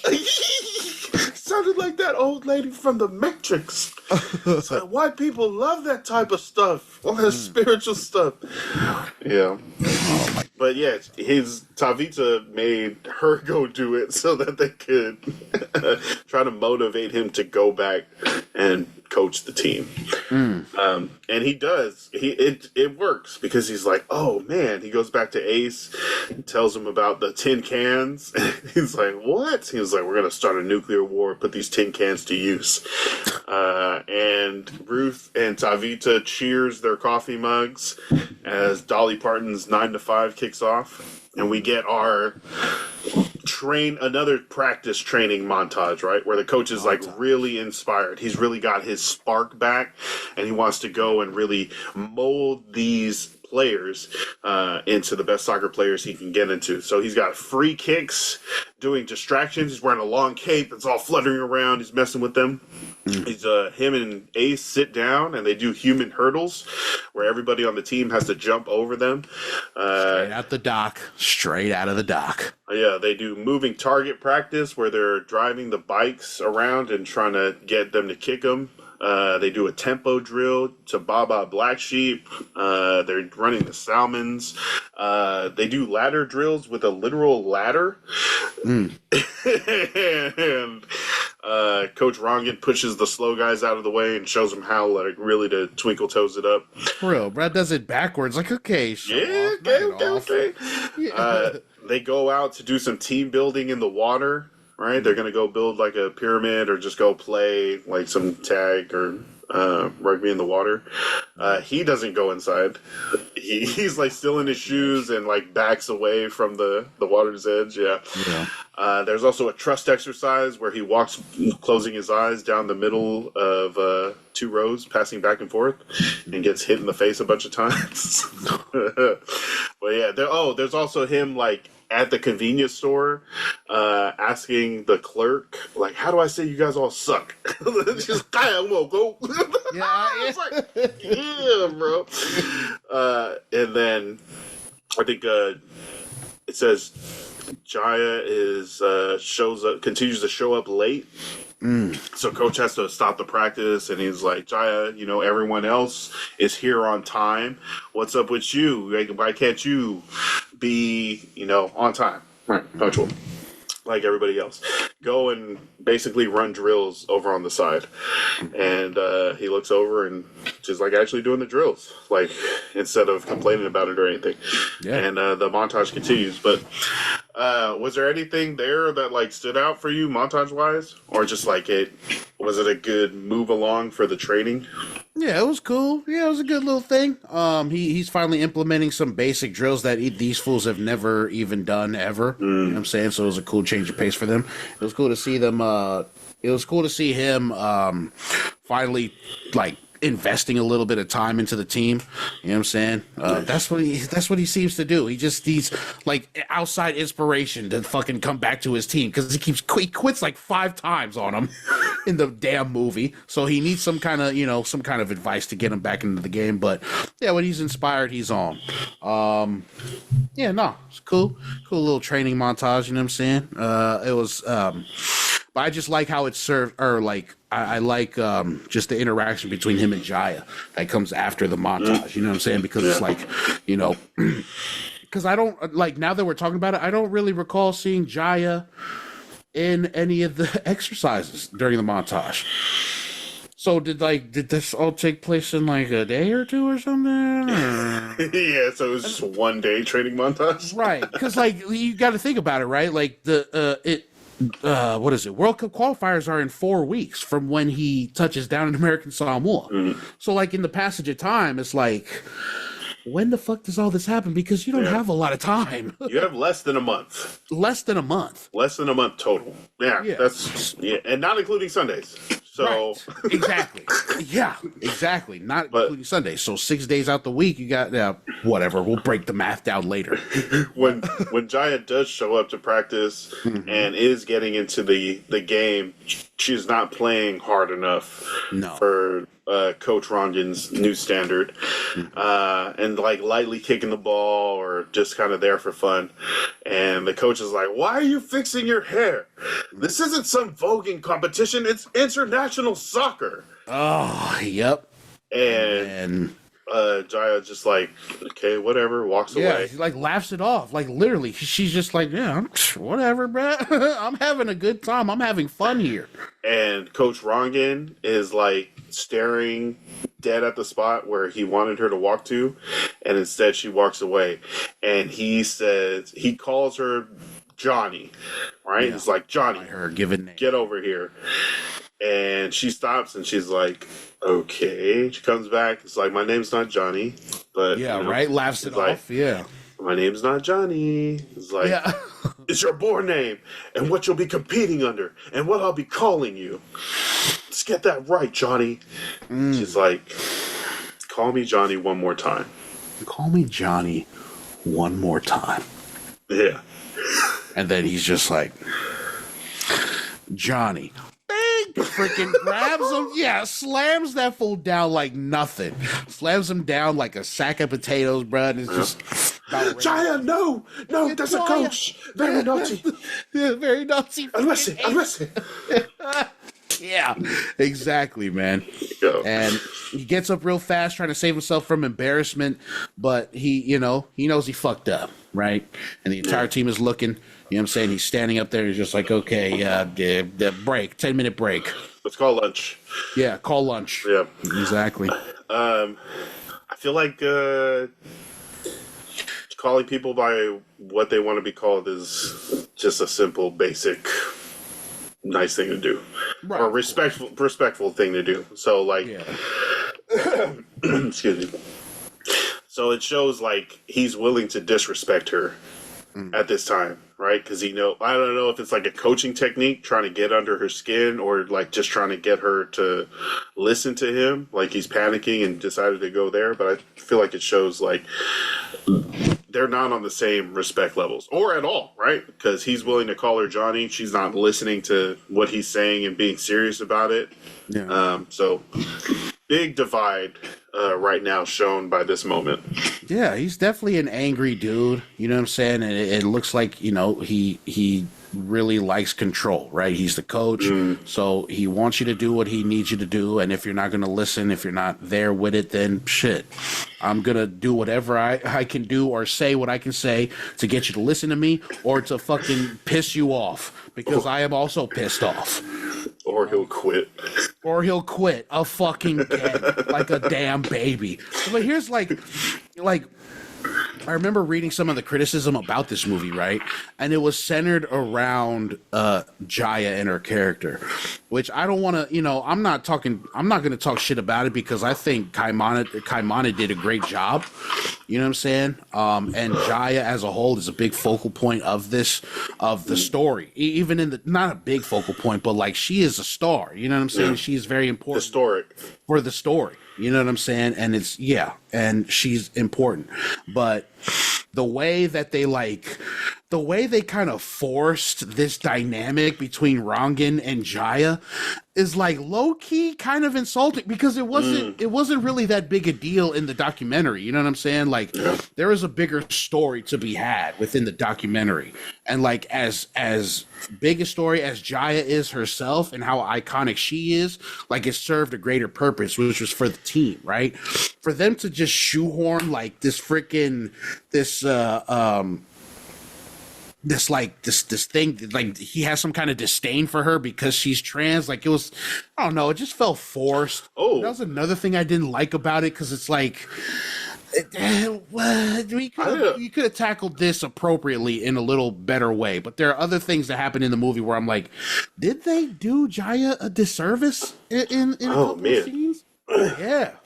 I didn't think that he was treating her that way because she's transgender.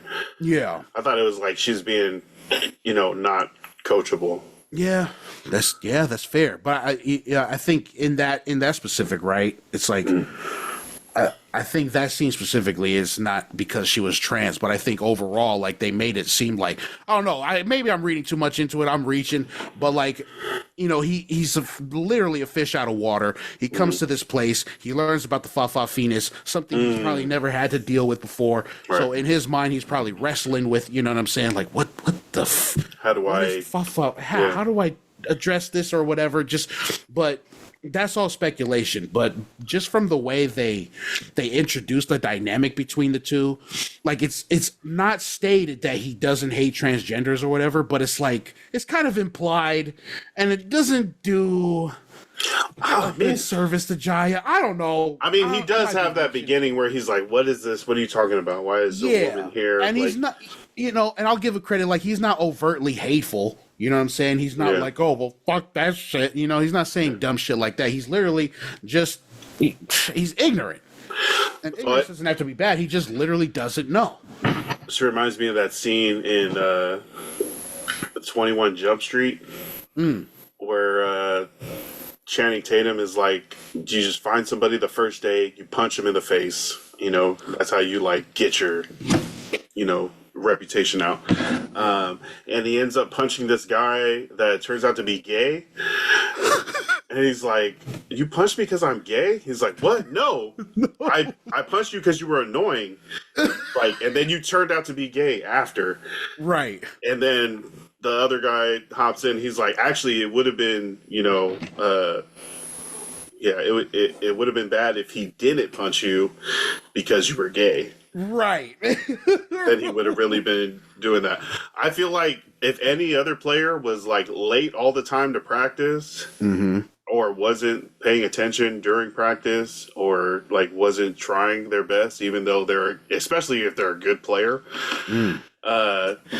if he wouldn't have yelled at her, it would have been because she was transgender and he was scared to like address it.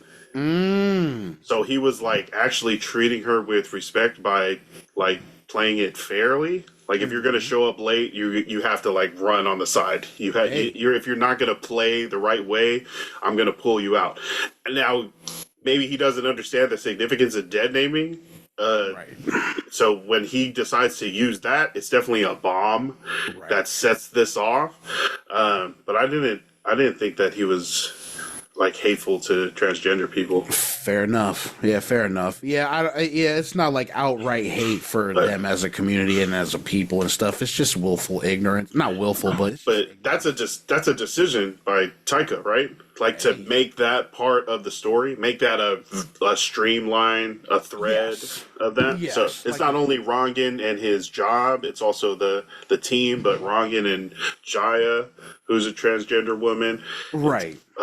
Tavita and Rangan. I guess so, clash. Yeah, and to show that culture clash to people like American audiences, right? And be like, "Oh, what's a Fane? Oh, it looks like it's acceptable to them, so it should be acceptable to us."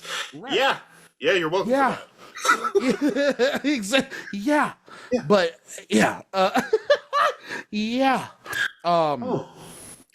just from like a creative choice, bro. I get it. You know what I'm saying? What is it? Yeah, to have the dynamic in there, that's cool. It's just there are parts in there that I'm thinking about right now that just make me feel like it could have been done with a lot more sensitivity. You know what I'm saying? But we'll get there when we get there. From a creative choice, though, it makes sense.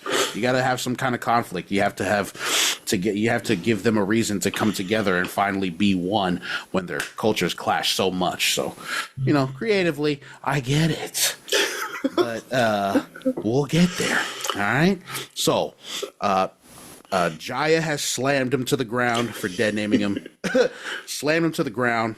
Or dead naming her. Dead naming her. He gets up, calls lunch. He leaves. Right. He's back in his room. Right. He's back in his room at this point. Yeah. So he's playing another message from his daughter. He says, "So you don't actually know how phones work. I know you're probably working with the team right now, but maybe stop yelling at them for a second and call me back. I'm around." Right?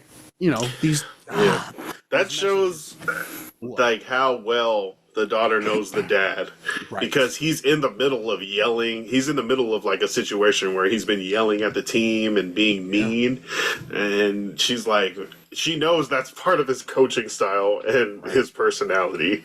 Yeah, that's cool, man. And again, the framing is great. Without no prior knowledge of what happens to his daughter, the framing is great. You know what I'm saying? It's like his daughter is still trying to get a hold of him to like calm him down and shit, like she's from somewhere else and she feels like her father is freaking yelling at somebody and shit, but she knows, damn, that's like, she knows that fool, how much of his personality is. Yeah. Like being the angry, "No, be better. You guys suck. I put my foot up your ass." So from the house, it cuts to Tavita's restaurant, which he also works at because he has 30,000. He owns the restaurant. My restaurant. It's my restaurant. Yeah. Daru is in there. It cuts to Daru waking somebody up. He's got, he's the bus boy. And Rangan comes in. Rangan comes in, and he's what is it? He runs into Tavita, and then he finds him in there. It's just like, you work here too? Yeah. What? He's We all like, have yeah. a few jobs. We have to earn enough money to keep the soccer team running. It's like, oh, okay. wow. He's Yeah. like, take him to our alfresco table outside. Yeah. No, yeah, he's like, take him to our fresco table. This fool's like, no. I don't want any of that. Just, I'm going to go outside. So, forget that. So, he sits down, is waiting for his food, and freaking Jaya comes. Jaya is a waiter at Tavita's restaurant, and then there's the awkwardness. I was like, oh, these two just got into a fight. Yeah. These two was fighting. And Jaya asks him what he wants. And Coach is just like, whiskey, beer, and wine. Which one? Whiskey, beer, and wine. All of them. I want all of them. Yeah. And that's when Tavita comes with the fresh bowl of poke. All right? The poke. I want some poke now. That sounds bomb. And he comes with the bowl of poke, offers it to him for free, and starts rattling off another freaking Tavita-ism about the fish and the coconut cream. You know? Tavita's like, so how's it going? And Rangan's like, it's terrible. These are the worst players I've ever seen or coached. I have very particular methods, and unless I get the support I need, I just don't think it's going to work. And Tavita's very wise with his answer. We have our methods too. Traditions, just like with that appetizer. I'm sure that fish didn't think that one day it would be chopped up, covered in spring onions, a little bit of tomato, yellow pepper, lemon zest, and a dash of chili. But if you ask anyone around here, it's a better fish because of it. You may need to just marinate too. What do you think of that? Yeah, it's just another Tavita-ism, which I thought it was cool, That's pretty funny. It's like, so I'm the fish in this story? It's like, yeah. It's like, yeah, it's the best version of the fish. It had to go through some shit before it, but yeah, this is the best. It needed to sit there for a minute and really get through the stuff it was going through. And he's like, what the fuck? But I'm still a dead fish that is about to be eaten. But you're a much better fish because of it. Yeah. Yeah, but it's not for you, it's for the team. Damn it. All right, fine. I'm trying to pick it apart. Like, damn.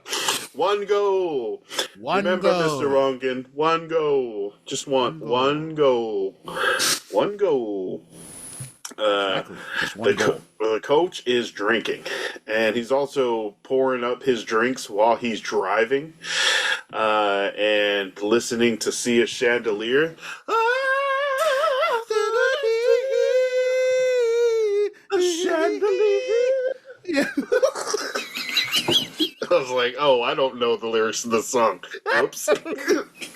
Get to the chandelier. I didn't even know that was what you were saying, man. Yeah, this guy's just freaking vibing, drunk, and drinking while driving. On an island with a 25 mile an hour speed limit. He almost crashes into a van in front of him, has to swerve out of the way before a police cop sees it. Enter Rambo. My siren's broken, so I have to make a noise. He's also on the freaking radio with the police control, who is his mom. Yeah. And she asks him, can you get some kava for Uncle on your way home? Yes, don't worry. Okay, I love you, Mom. This man is driving like a maniac, maybe 35, 36 mph. Balangi man. And he gets him pulled over. Makes him come out of the car. He's like, oh, the guy from the TV, very famous guy. Yeah.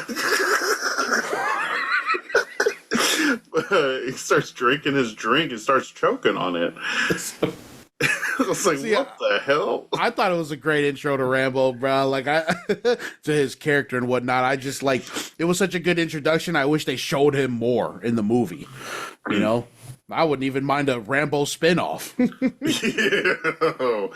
Rambo, Rambo. I saw it in the end credits, like cuts of him, the documentary footage with Rambo in it. I was like, man, I remember when that guy. I think he played running back for Samoana. Nice. Beast, like one of those guys that was always in the Asha Player of the Week columns on Someone News. Seeing him around the college when I was there, man. Yeah, Chopped it up with bro. Yeah. I didn't know that he was a soccer player. Yeah, me neither. And then I see the doc and I'm like, oh, bro, I see bro all the time. I think he was an athlete, is what it is. I think he was like, I mean, football, we all play football down there, but yeah, he's also such a great athlete that he could just transition to another sport and automatically be like a top 10 person on island at it. Bo Jackson, chill out, bro. Yeah, he was playing Rambo Jackson. Yeah. Rambo crushes up the can of the drink that almost choked him before Coach Rongan had to give him like a alternated Heimlich. It's a big guy in the movie. But he kicks the can and he kicks it, hits a sign, and with such strength that Coach is like, oh, we got to recruit you. Introducing our newest team member, as he shows him in front of the team, Detective Rambo. He's like, yeah, we already kicked this dumbass out and tried to arrest us all. You were playing on private property. It's my dad's property. I don't make the rules. He's like about the law. Yeah. And they still don't kick him out. They keep him on, you know? They keep that fool on. Yeah, he's going to play. So from there, after they roast Rambo and shit, this fool Thomas is like, all right, are you guys with me? They're trying to go up the freaking up the mountaintop again. Team building. Let's go. Hike. Yeah, and everybody's just hesitant, like, oh no, my ankle. This is one of the parts that made me laugh. Is everyone's kind of grumbling, right? They're like, oh no, my ankle. He's like, I can't hear you, and they're like, oh no, my ankle. Yeah, say it. Real one saying it louder. Oh no, my ankle. I can't. Come on, who's with me? Let's go up to the mountain. We'll be great together. And they're like, yeah. Then you hear Ace is like, all right, I guess. And then they was about to go up there, and then the bell tolled. Ding, ding, ding. Or the saw. Right? Everyone sits down. Exactly. And Rongan is just in disbelief, like, what? Why is everybody stopped? What the hell is going on? You know what I'm saying? And again in the doc, right, it shows that Rongan is he's not a religious man. You know what I'm saying? Atheist. Borderline atheist, yeah. An atheist. Doesn't believe whatever. It's a waste of time to him. Yeah, straight waste of time. The bell means curfew. So he's trying to figure out what's going on, and Ace is explaining to him, like, the bell means curfew. It's time to pray. The whole island stops at the same time every day. And this fool coach is just like, well, what about me? I'm not religious. Pretend to be. Pretend? Yeah, pretend. Okay, he walks away. Okay, I'll pray for you. He's like, that never helped anybody. Yeah, what does that help? That's never helped me. Yeah. God damn, bro. So from there, it goes to the team lunch. Everybody is having team lunch, you know what I'm saying? The pois. That looked hella good. The team lunch, they're having team lunch, and then Coach is in Tavita's office, right? It looks like just another storage closet. He's going off on this fool. Just another storage closet, and Rongan is going off. Well, before he starts going off, he's just like, we're 3 weeks out. Tavita, we are 3 weeks out, so we got to have practice. When we practice tomorrow, we got to do woo, woo, woo, woo, woo. And then that's when Tavita's just like, well, actually, there will be no practice tomorrow, Coach. Tomorrow's Sunday. Yeah. And Coach is like, so what? Sundays for church. This is church. Rongen's like, this is church. Yeah. Football is church. You've got zero commitment. We're committed to church. Then he talks about this whole thing is a joke. Look at your desk. You don't even have a monitor. You have a keyboard and a mouse. He's like, oh, kind of puts it to the side. He's like, wow, you had to call me out like that. Yeah, for real. What a dick. And then Tavita's like, we want to improve. We want to learn from you. But we will not deny who we are just to win. These are our customs. These are our ways. Message. Message. Yeah. We're not going to change who we are, coach. Not going to change. Rongen, your ways are shit. You're failing. It's torture coaching this team. And it cuts back to Oscar Kightley, and this fool is in tears. Bro, what? I thought I was tripping. I was like, is he for real crying right now? But we were under the impression that you wanted to be here. If that is the wrong impression that we are under, then you are free to go. Seek your happiness. Unhappiness is a curse that I would not wish on anyone. And then Rongen, for the 23rd time throughout this movie, okay, I quit. Quits the team again. Walks out. And Daru was showing videos of like the coach having his temper tantrums and like all those sorts of outbreaks and like see he's like he's crazy. We don't need this guy. He's like, I don't know. He seems like he's doing good. He comes out. You guys suck. I'm out of here. I quit. Yeah. He's talking see? shit over there. They can hear him too when he's going off on Tavita too. Rongen's back at the house. He's calling Gail, his wife who he separated from, who is dating Alex. I don't know if we mentioned that. She's dating Will Arnett's character. It makes it even weirder. They're on the same board when they fire this guy. I feel like 2 years is such a short time between then and now to seek, but personal beliefs, whatever. Oh, that she got with somebody? You know what I'm saying? Oh, gotcha. And it's like getting on Rongen for like not accepting and being passed. It's like, girl, that's your daughter. Different. It's only been 2 years, but personal beliefs, whatever. Man, I won't judge him. It's a freaking movie.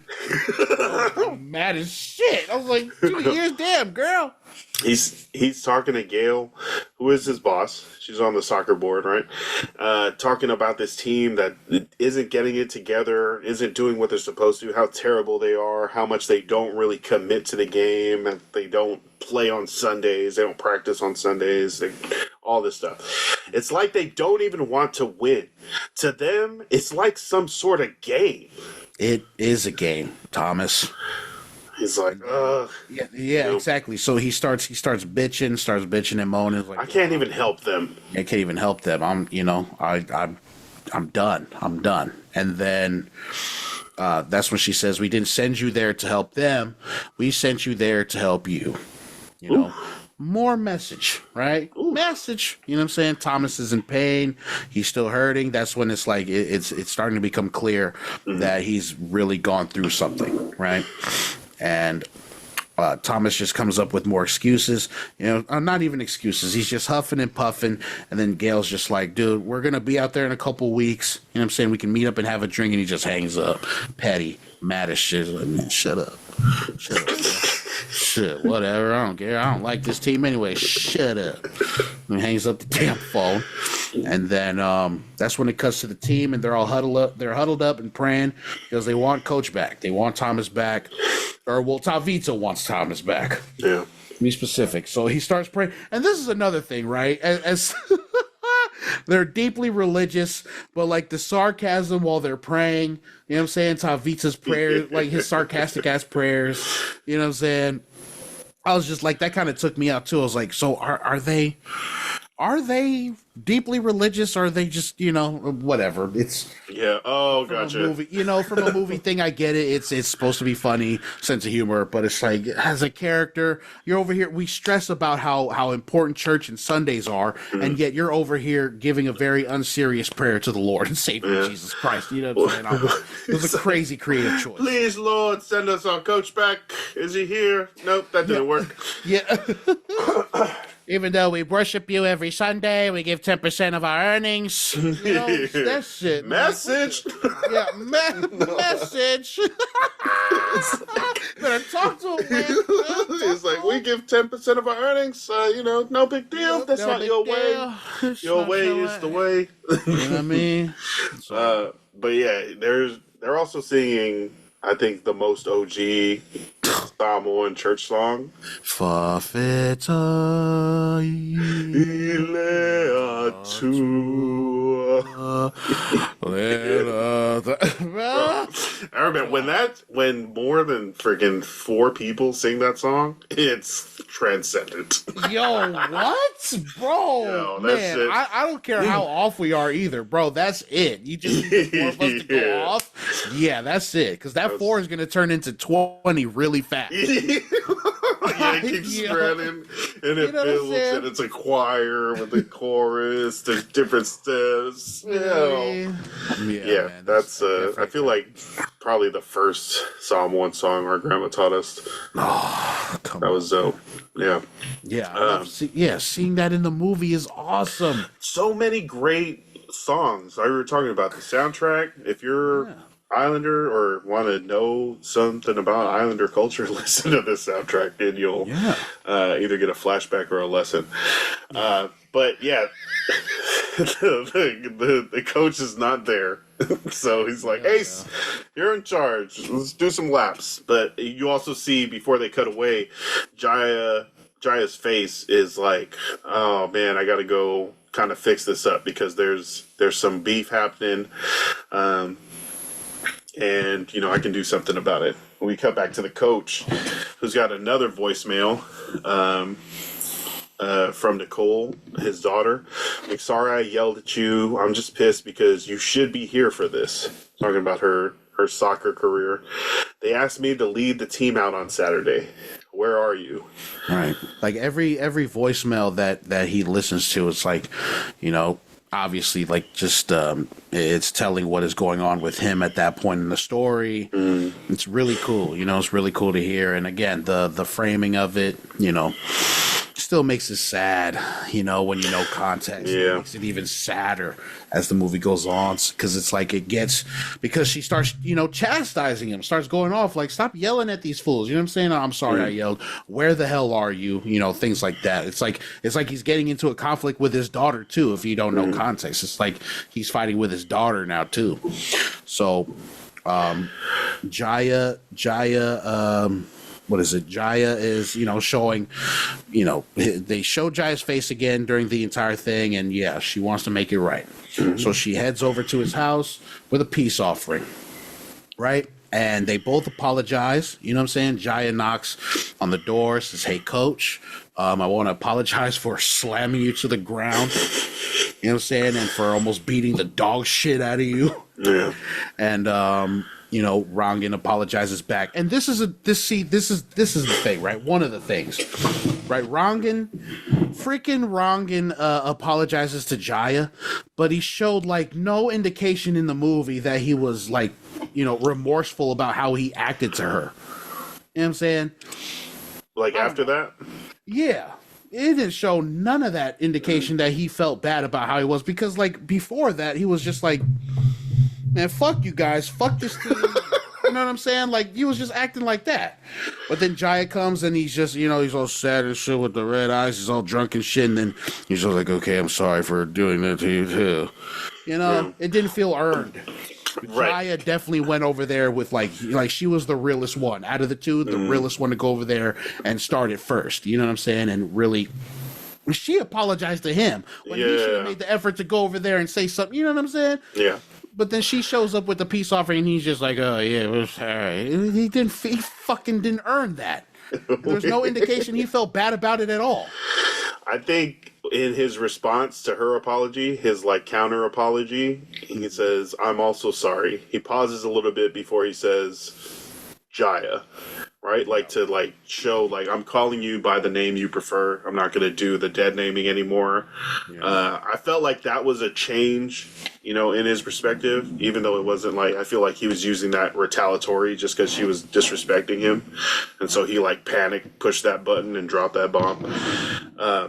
But I also feel like just using the proper name was that little respect that kind of started bridging them together. But you're so right in saying that Jaya is the one that is makes the step, takes the step to go out there and make the apology. And he does not deserve that grace. As a lot of us do not deserve the grace of anybody that's like trying to forgive us or going out of their way to do that. Hey. But sometimes that's what it takes. Somebody else, taking that first step, and then things get fixed. And luckily for him that she was the bigger person here, because they go from separate and fighting to like the nucleus of the team. Like she basically becomes one of the coaches, right? Similar to Jaya's in real life is a big time coach now, an ambassador. Like it shows, I guess, Jaya's character in the movie and how important they can be, not just as a player, but as like the glue to bring in certain parts of this team that need to be improved, because they go on a roll after that. But they're sharing a meal outside. This is another important part, and they're like, let's talk about anything and everything. And he's like, so what are you down there? Which I thought was forward as fuck. Like, you couldn't even word that better. She's like, bro, does it really matter to you? And his reply is, it matters to the officials of the game, right? Mm-hmm. So if you're playing in the men's division national team, like, are you a biological male? Because it's going to matter to the people that allow you onto the pitch for this game. Right. And she tells him, well, I'm taking hormones right now. So eventually I technically won't be able to play on the men's team. So transitioning, right? Right. Yeah. Okay. Let me throw this out there to you, right? Okay. That interaction, right, about the bits and the hormones and stuff, do you think that was important to the overall story? That's what I mean, where like there were bits and pieces of their dynamic that just felt forced to like put it in this movie and to talk about it. You know what I'm saying? Of course, it'd be hard to ignore because the thing with Jaya is true, right? But I feel like they could have made their dynamic just a little better. You know what I'm saying? Rangan didn't deserve to have Jaya come and apologize to him first. Why is he mentioning about the bits and you know what I'm saying? It doesn't serve the story overall. I think it's more like that explanation to American audiences. Okay. Like, oh, really? They can transition. They're not born with female body. Right. That's wrong. But yeah, I think it was more so just like the audience explainers. Okay. But also, I mean, I feel like they didn't drag too long on it. They like hit it and were able to move on. Like Jaya said, can we talk about football now? Shows them a tape. That's true. Yeah, she pivots it really quick. Yeah, that's true. And it didn't seem like, I mean, I don't know if he was just curious or if it was actually part of, him thinking as a coach or as a general manager, as a roster builder, like, am I going to have this player on my team if it's different? But I mean, going into the situation, you thought they like didn't have that already squared away. I don't know. Right. Yeah. Well, now that we're talking about it, now I'm thinking like, it was just, it's like an icebreaker type thing. You know what I'm saying? They didn't really have like deep conversations before that. They're sharing a meal for the first time. So yeah, he's just genuinely curious, trying not to be ignorant about it. So, That's also very important. Like, you can ask these questions and not be ignorant. Yeah. Or trying not to be ignorant, trying to learn and figure out what you're supposed to do. Exactly. Yeah. Exactly. So from the hormone talk, that's when, sorry. So she okay, whatever. Can we talk about football? Yeah. Yes. And then that's when she has the tape of the American Samoa soccer team, and they go back inside and they're playing the tape. And Rangan is sitting there drunk, roasting the shit out of the players on there. And one of them happens to be freaking Jaya, right? Like, oh, they're over there just standing around doing nothing. Look at that. Reminds me of you. That is me. We ain't have nobody to teach us these formations, not even you. Yeah. Freaking quitter. You keep quitting the damn team, angry man. Yeah. So That's Their when, spacing is terrible. Yeah, we don't yeah. know of any formations. That's You know what I'm no one saying? teaches us. Come on, bruh. Not even you. Yeah. So that's when Nikki Salapu shows back up on the screen. Hey. And then Jaya lets Rangan know exactly who that is. That's Nikki Salapu. That's Nikki Salapu. Yeah, That's the guy that let in 31 goals. He's the best player we had on this team. He also saved 60 shots that game. Ooh, yeah, that's right. He also saved 60. Yeah, that's Legend. Right. Yeah, there you go. He's like, I don't even know why we're still watching this. Mm-hmm. And then that's when Ja's just like, most of these players are retired, but they only gave up because everyone else gave up on them. But if you came back to coach us, I could help you find them because they're still good. Bam. Another montage. Yeah. Freaking, you know what I'm saying? Not even a montage. No. The two are finally together. They have a shared goal. You know what I'm saying? So things are finally ramping up. You know what I'm saying? They've teamed up. It's just like that picture you showed with the muscles in the arms. You know what I'm saying? Yeah, exactly. Jaya and Rangan have now freaking united. You know what I'm saying? And they're trying to get back all the players. So that's when Jaya and Coach Rangan heads to the convenience store with the funny ass lady, and that's when they find Nikki. They find Nikki stocking the ice, right? He's stocking the ice over there, and then that's when Jaya's just like, dude, Coach, freaking Nikki Salapu, all right, freaking Nikki Salapu. So, what is it? Oh, so I put this part in here, right? Yeah. The chickens. So this fool, I don't know. See, there's another thing. Like, are you making Rangan intentionally dumb? He's just like, the chickens have come home to roast. It's supposed to be roost. Yeah. Right? He says that when they get into the store before they meet up with Nikki. And I was like, let's handle whatever. Weird I think it's creative choices. I think it's the character tick. It's like, you know, he doesn't know always what he's talking about. This coach is wrong half the time. You know? It's a great way to demonstrate that he's not really that good of like a people person, I guess. Or, yeah. Well, he's not infallible. He's not infallible. Is that right? It's exactly. So, he's talking to Rangan's talking to Nikki, and he's like, "Yo, you're so that game happened to you, and don't you want revenge against Australia? But instead of Australia, it'd be a bunch of other Polynesian islands. Some of them are close to Australia. Don't you want to have a fire to avenge that?" And he's like, "I do. I get my revenge every night when I play them in FIFA, and I beat Australia 32-0 every time." He's like, "Don't you want to make that happen in real life?" Nope. Yeah. He is not about to come along and get back on the team. Not motivated by that speech. Yeah. Coach isn't good at talking. No. How did you get this job? You know? Yeah. But I guess some coaches are really good at just being a coach. They're not good at connecting with the people, but they're damn good coaches. There are styles.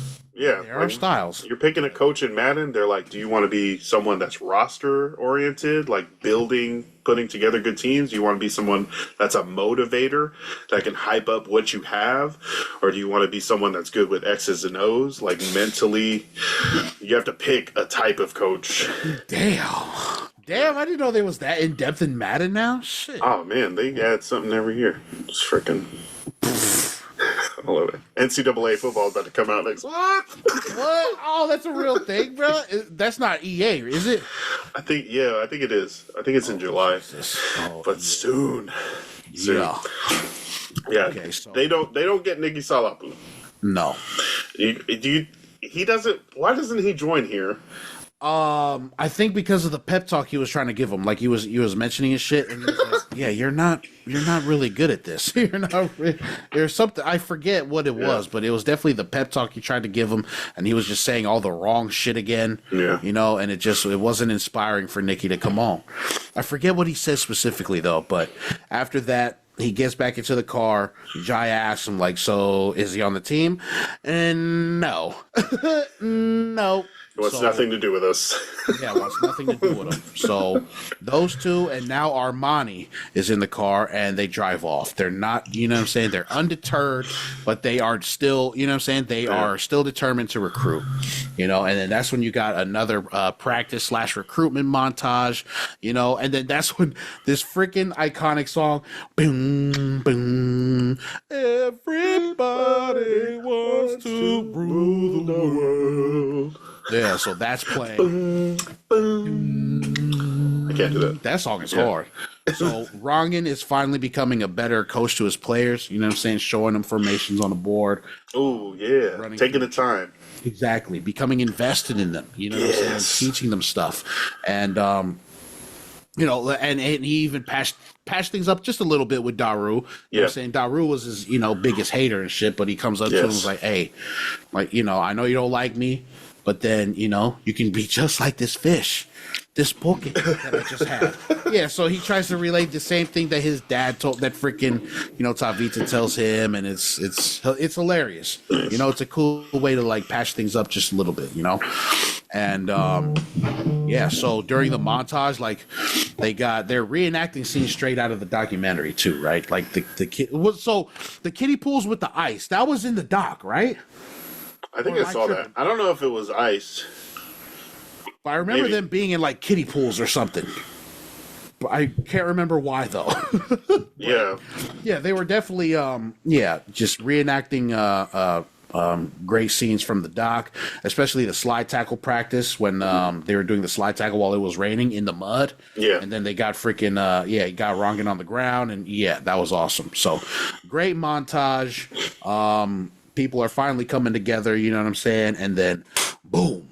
2 days until World Cup qualifiers. Big screen, right? Big words on the screen. And at that point, Rangan and the team are heading up the mountain. Finally going up the mountaintop as a team. You can do it. We get to the top of the mountain. So then they finally get to the top of the mountain. They get to the top of the mountain, and Rangan is over there giving his fucking speech that starts becoming a lot more unhinged because he is having a freaking stroke. He's on there, great intentions, right? He's up there just talking to him, and he's talking about how they're trying to go to war. They're going to go to war, right? They're about to go to war with Tonga for the World Cup. He says, this spot here, this place tells how your brave brothers fought to protect American Samoa and the rest of the world against evil. Tomorrow we set out for the greatest war of all, the war for World Cup qualification. Oh, the air is thin up here. In 2 days' time, we face our first enemy, Tonga. Screw those guys. There have been so many wars against these assholes. The War of 1825. They came to take our tuna, but we handed their asses to them in a giant tuna can. What? Where am I? Mr. Rangan, are you feeling all right? I still need to pack. I always leave packing until the last minute. Freaking faints. He can't get enough oxygen. He passes out. Take him to the water. Take him to the water.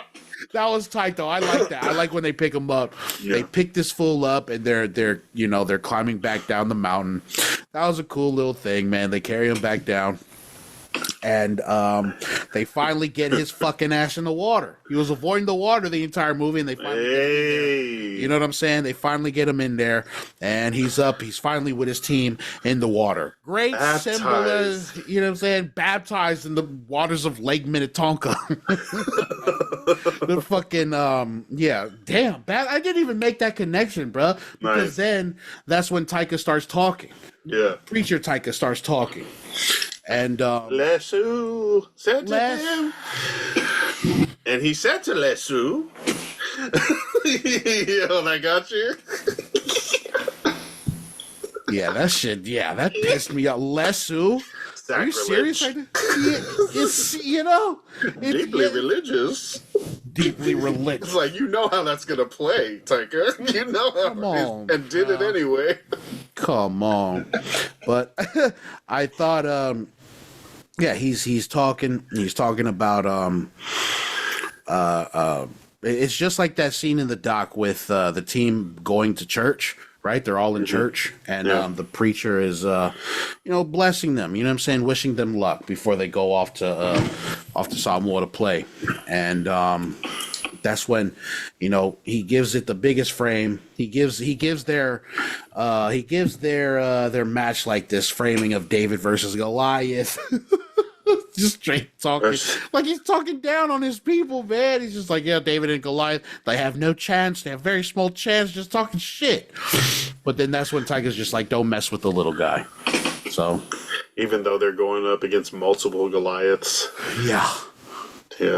That Lesu, when I realized that's what he was saying, I started busting it. I was like, this was wild. Because the I in the Psalm 1 Bible looks like a lowercase L. Yeah, I was trying to rationalize it too. Lesu. But he's got Psalm 1s there to let him know that it's not Lesu. No, I know. He's got to know that that's not. He had to have known, yeah. So it's a creative choice to say it that way. Come on. It's funny. Yes. And it doesn't even land. Like, it's not even funny. And I'm not even mad that I'm just like, what? No, you see what's happening here is happening across so many households of Islanders, and they're like, he says Lesu. He's fucking insane. He's wildin'. But it's like there's got to be so many people that are like, this is wrong. That's not how you say it. Obviously, right? Yesu, right? Yeah, Jesus, of course, his holy name. But everyone's like, Taika, you motherfucker. Okay. Why would you say his name that way? See, I'm not even trying to look at it from that guy. Fuck being that guy. Fuck being the super fucking religious guy. I was like, no, he should have said Lesu. What the fuck? I'm just confused that he even said that in the first place. I'm just like, you could have just called it Yesu. What kind of creative choice is that? What the fuck? Now you're gonna invite all this fucking unnecessary ass shit from the super religious fucking guys. We're just like, yo, what the fuck? It's Yesu, not Lesu. Like, just it was a weird creative choice. I was just confused. I was like, oh, whatever. He's bumbling. He's a bumbling idiot. He has buck teeth. I fucking hate his coat. I hate the hair he got. Oh, bruh. This movie pissed me off, bruh. The emotion evoked by the choices made. Yeah. Fire him up. Fire him up. Fire him up. I love this. So after all that, after Taika's unnecessary Lesu, right? It finally cuts to the team, and they're about to head to Samoa to face their freaking rivals, I guess, who they fought in hella wars with over tuna. You know what I'm saying? The World Cup qualifiers in Samoa against our heated rivals Tonga, right? And I love that part where freaking Armani is coming in with the flag. You know what I'm saying? And right behind him. Yeah, that was hard, bro. Not just the team, but like the island was over there supporting them. You know what I'm saying? Yeah, and the send off at the airport. Exactly. Then you got who's on the flight night. You know what I'm saying?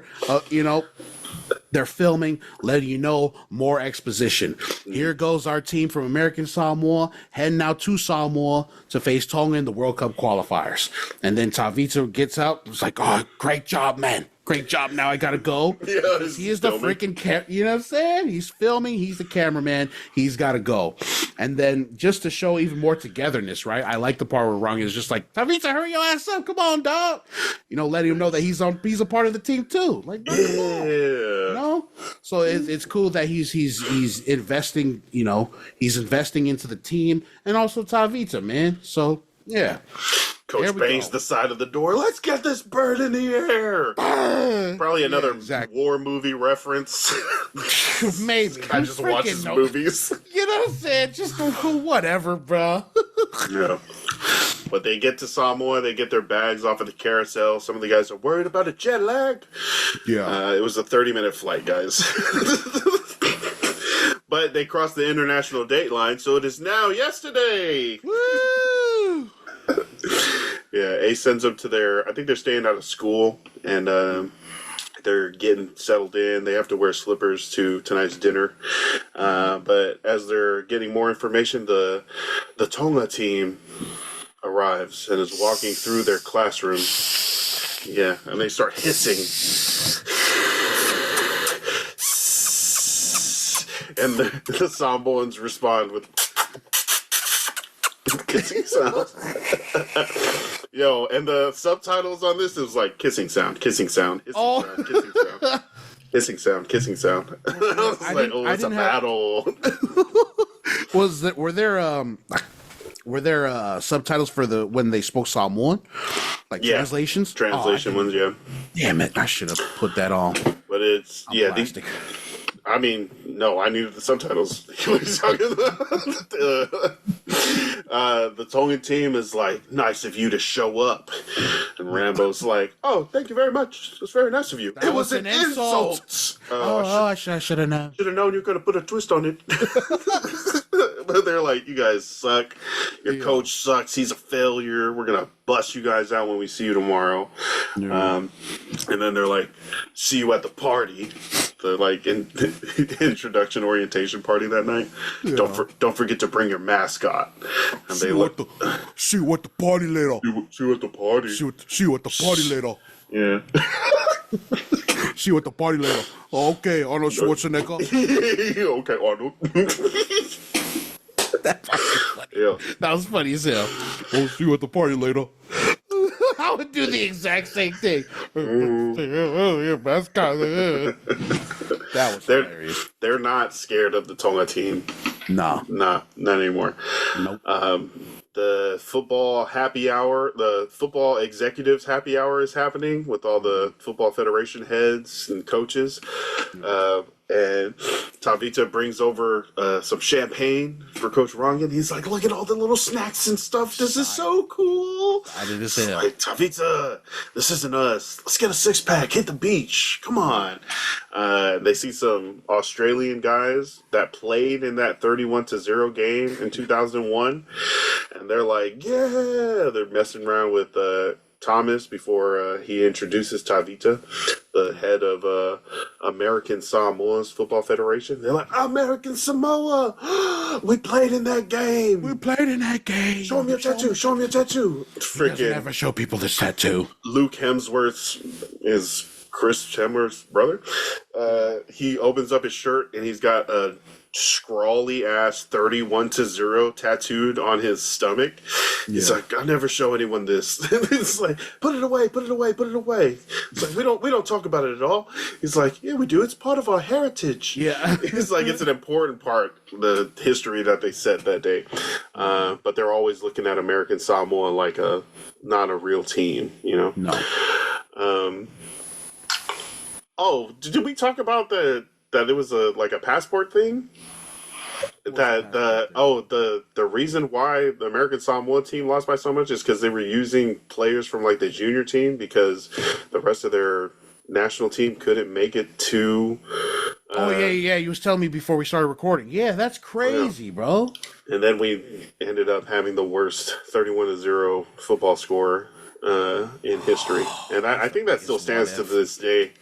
Yeah, I mean, we at least wouldn't have set history. Tonga was the one that gave up 22-0 the day before, and that was the worst ever. Yeah, and then we took that for you guys because you're welcome. Yeah, yeah, you're welcome. Yeah, these Socceroo jerks are messing with Rongan and Tavita. Luckily, Gail and Alex show up with Reese.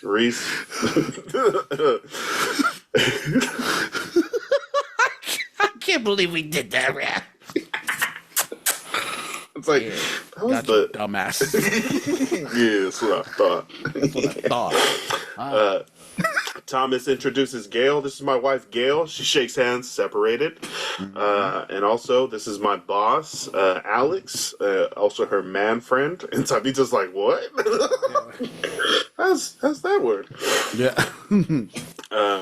Yeah, but then he pulls Coach over to the side, and he's basically telling him, you know, your little what is this, not a sabbatical, but your banishment out here, you've been your exilement is over now. We're gonna bring you back. You've done a good job down here, but this team is it sucks so bad, we're going to cut it off from, the American Soccer Federation. Yeah. So I'm going to find you a real job, next year. He's like, no, this is really good. What's going on? But also at the same time, down in the party area, the American Samoan team is doing a Siva, and like Jaya is the Taupo and doing a Taulua or a Siva, and the Tongan team are making fun of her, which sends her to run off. Right. She picks up her shoes, she stops dancing, she runs off. She's hurt by what they're saying. They laugh at her. But this is while Rongan and the head of the soccer federation are up on the balcony talking about how American Samoa is going to get cut off. It's like the herd is only as fast as its slowest animal. I believe we can score a goal. A goal? What if we win the match? Yeah. Soccer is not in their DNA. They're weak. No, Alex, they're not weak. Some of the sacrifices these players have made, I'm talking life-altering sacrifices. He's like, I wish there was something I could say to you that would, make you stop worrying about this. Yeah, was like, Hakuna Matata. Oh, a dickhead. Yeah, dickhead. Racist. Alex is a dickhead. Yeah, racist. Racist.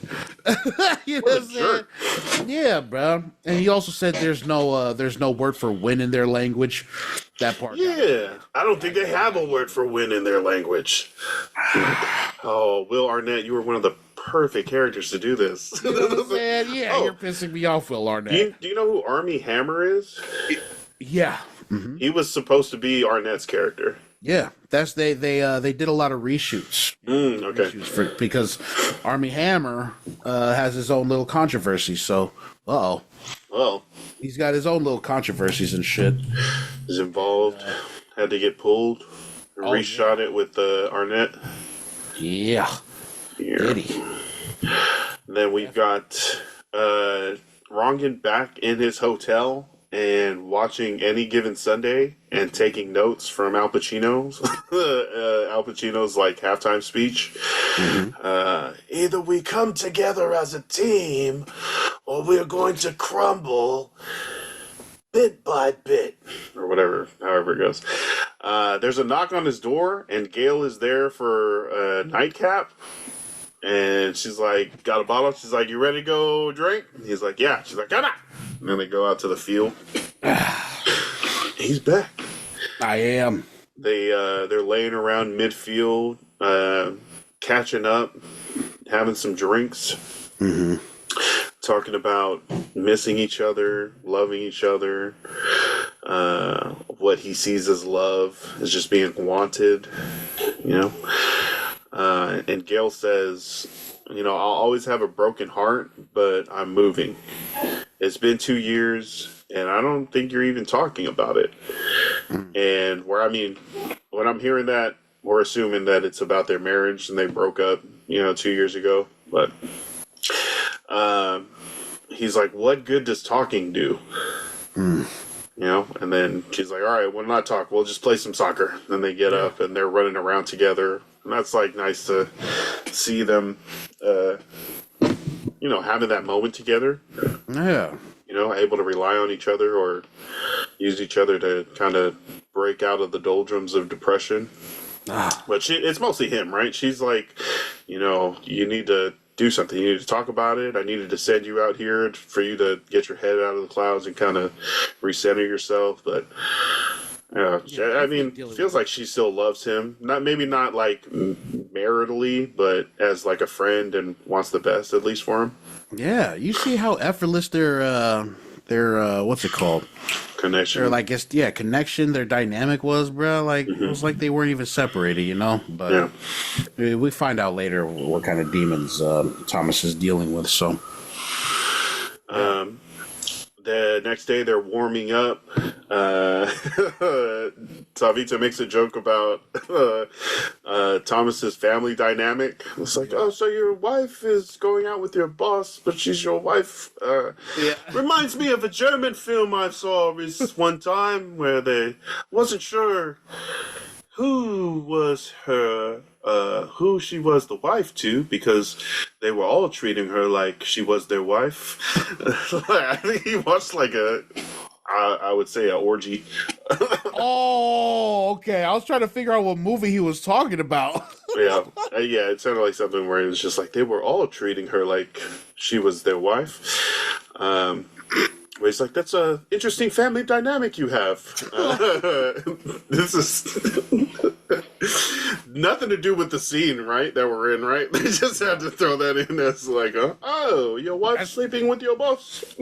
That's pretty funny though. That's a cool little addition. I won't hold him to that. That's pretty funny. And then we see Nikki Salapu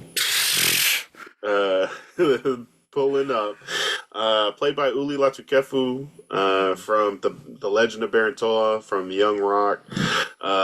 Big guy, he's got his bags up on his shoulders, right? He's carrying everything coming down, and the whole team is hyped to see him. Treating him like a straight legend, bro. Yeah. And they understand like what he is and how much of an improvement he is to their current goalkeeper. So they are, yay, Nicky's here. For real.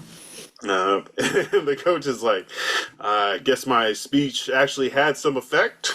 Well, no, I did some research on you. Turns out you're a bigger loser than I am. You failed so many times or been fired, it makes me feel better about being the worst goalkeeper in the world. Like, Nikki, shut the hell up, bro. Where was you at? You know what I'm saying? Why did you come earlier? You had to make your big freaking entrance the day of the match. That's wild. Come on. That's not it. Because, I mean, we know that's not what really happened in real life. And also, Nikki is not like a jerk.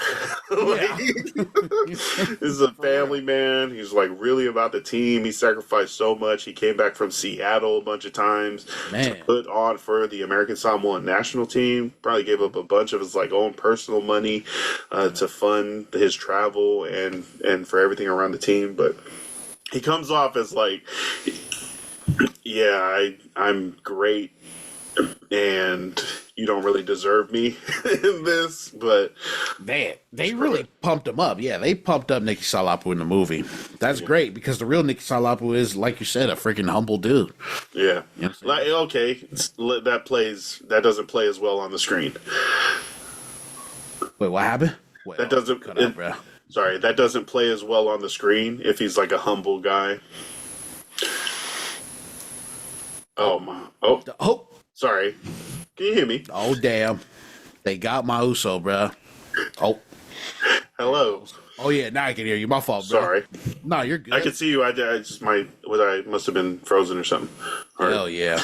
Do you think Nikki Salapu, like if they would have portrayed him for real, like being the humble guy, it wouldn't have played as well on the screen? Like he's just another guy there during training. He's another humble guy. Yeah, because everybody else is there is like, they're pretty humble people and shit. They're, really sinks into the background. So, no, it's cool that they pumped him up like that. You know what I'm saying? I won't hold him to that either. The Tonga team comes by pregame, hissing their shit, throwing a hissy fit. Yeah. The coach is like, American Samoa, in 1 hour, you will meet Tonga on the field. Coach Ron responds, Tonga, today, you face American Samoa. Also on the field. And they're like, what is this? Someone get these fucking...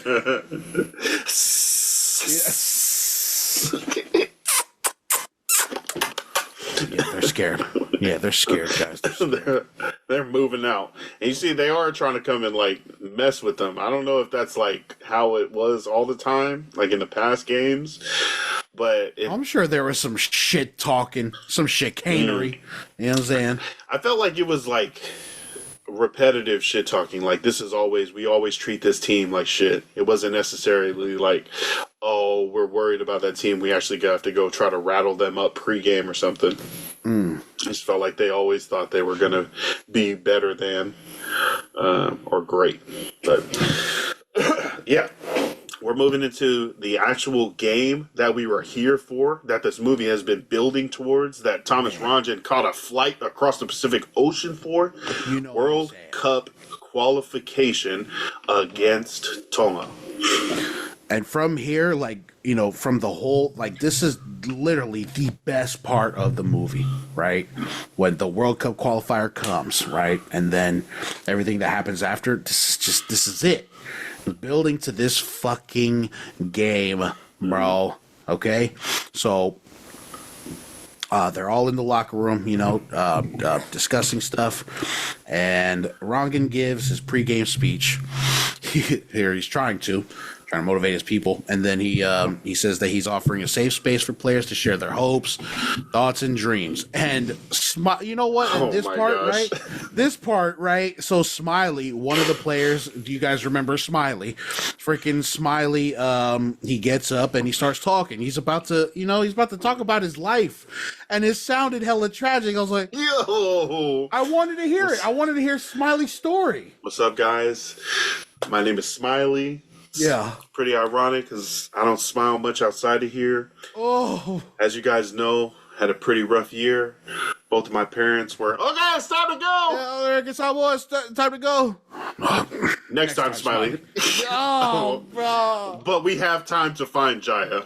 Right. You know, oh, that's crazy. Man, I didn't even think of that, bro. Yeah, you got enough time to fucking go and find Jaya, huh? But I wanted to hear Smiley's story. Yo, yeah, it sounded like I hella wanted to hear like his story. both my parents got taken away. Like, what's going on? How they're dealing with this? What? What did they get arrested for? What the hell? Did you know Smiley's parents got arrested? You know what I'm saying?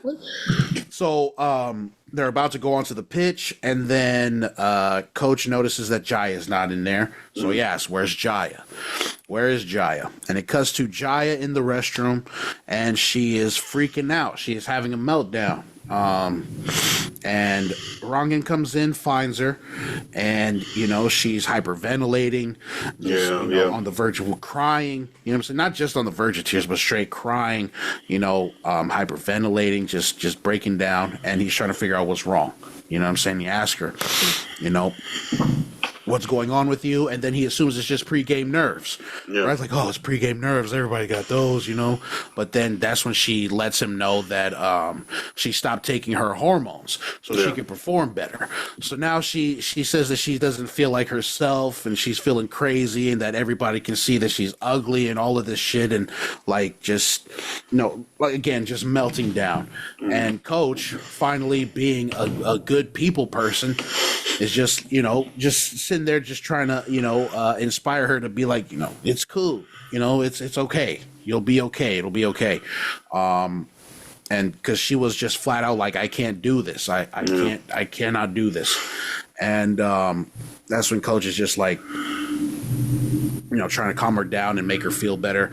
That's when they have a cool little tender moment about, with the hair looking into the mirror.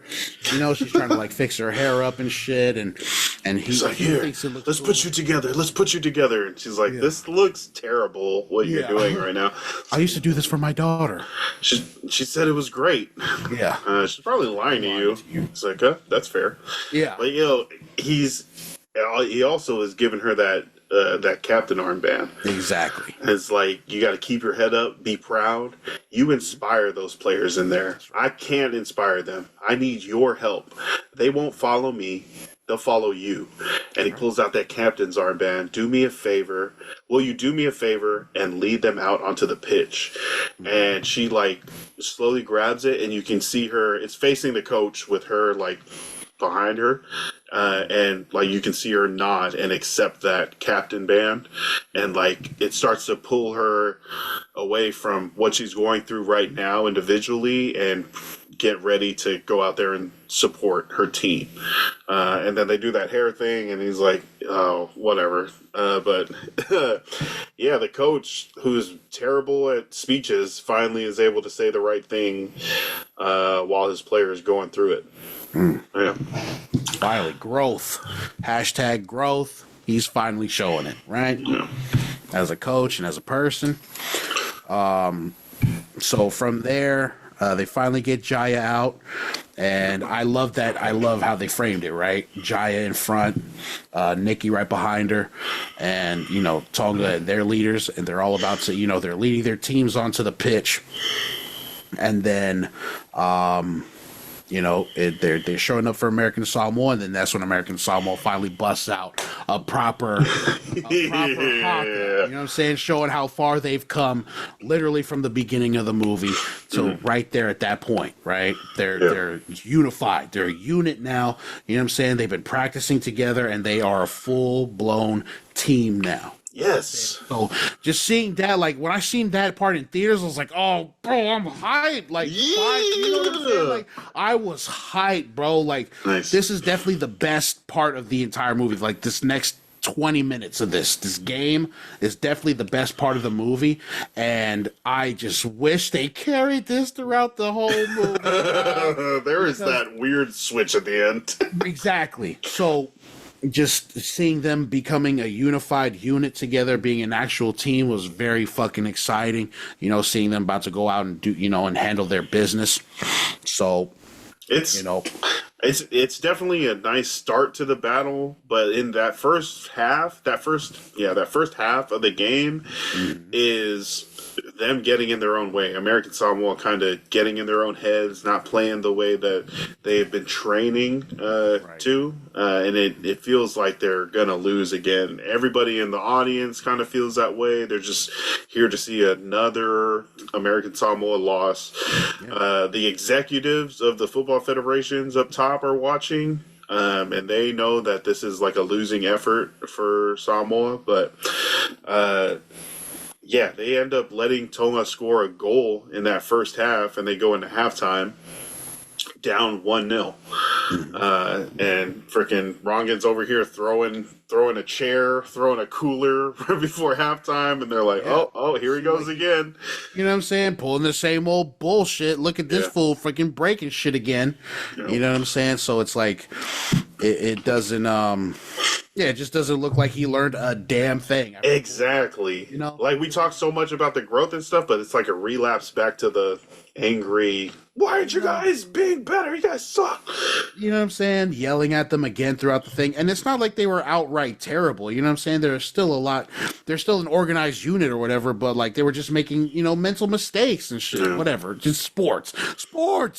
So it's they go around the room and they're just like, something's off. We're not feeling it. It's just not. It's not coming together right now. And the coach is like, what are you talking about? It's hard? You guys don't like it? You're not feeling it? And he ends up quitting. And he throws his VCU hat that he wears all the time. That gets thrown off, and he's just like, I'm out of here. I'm done. Yeah. Actually, feeling is very important here. Feeling is like Samson. I was going to call him Samsung, but Samson, he says something in Samoan during that time, right? I forget what he says, but he says that they're thinking too much and they're stressed out, and it's stress is a silent killer. Stress is a silent killer. Stress is a silent killer. And then Tom was just like, "Are you serious? Are you serious? You're not feeling it?" I quit. So yeah, that's when he quits. And Rongan gets his stuff and he's heading back out. He's heading back out of the friggin' locker room, and Tavita follows him. Yeah. Yep. He's a bit of ways out. I feel like he's down a hallway. Bro, what? The field? Yeah, he got out there. It's like he got out there hella fast.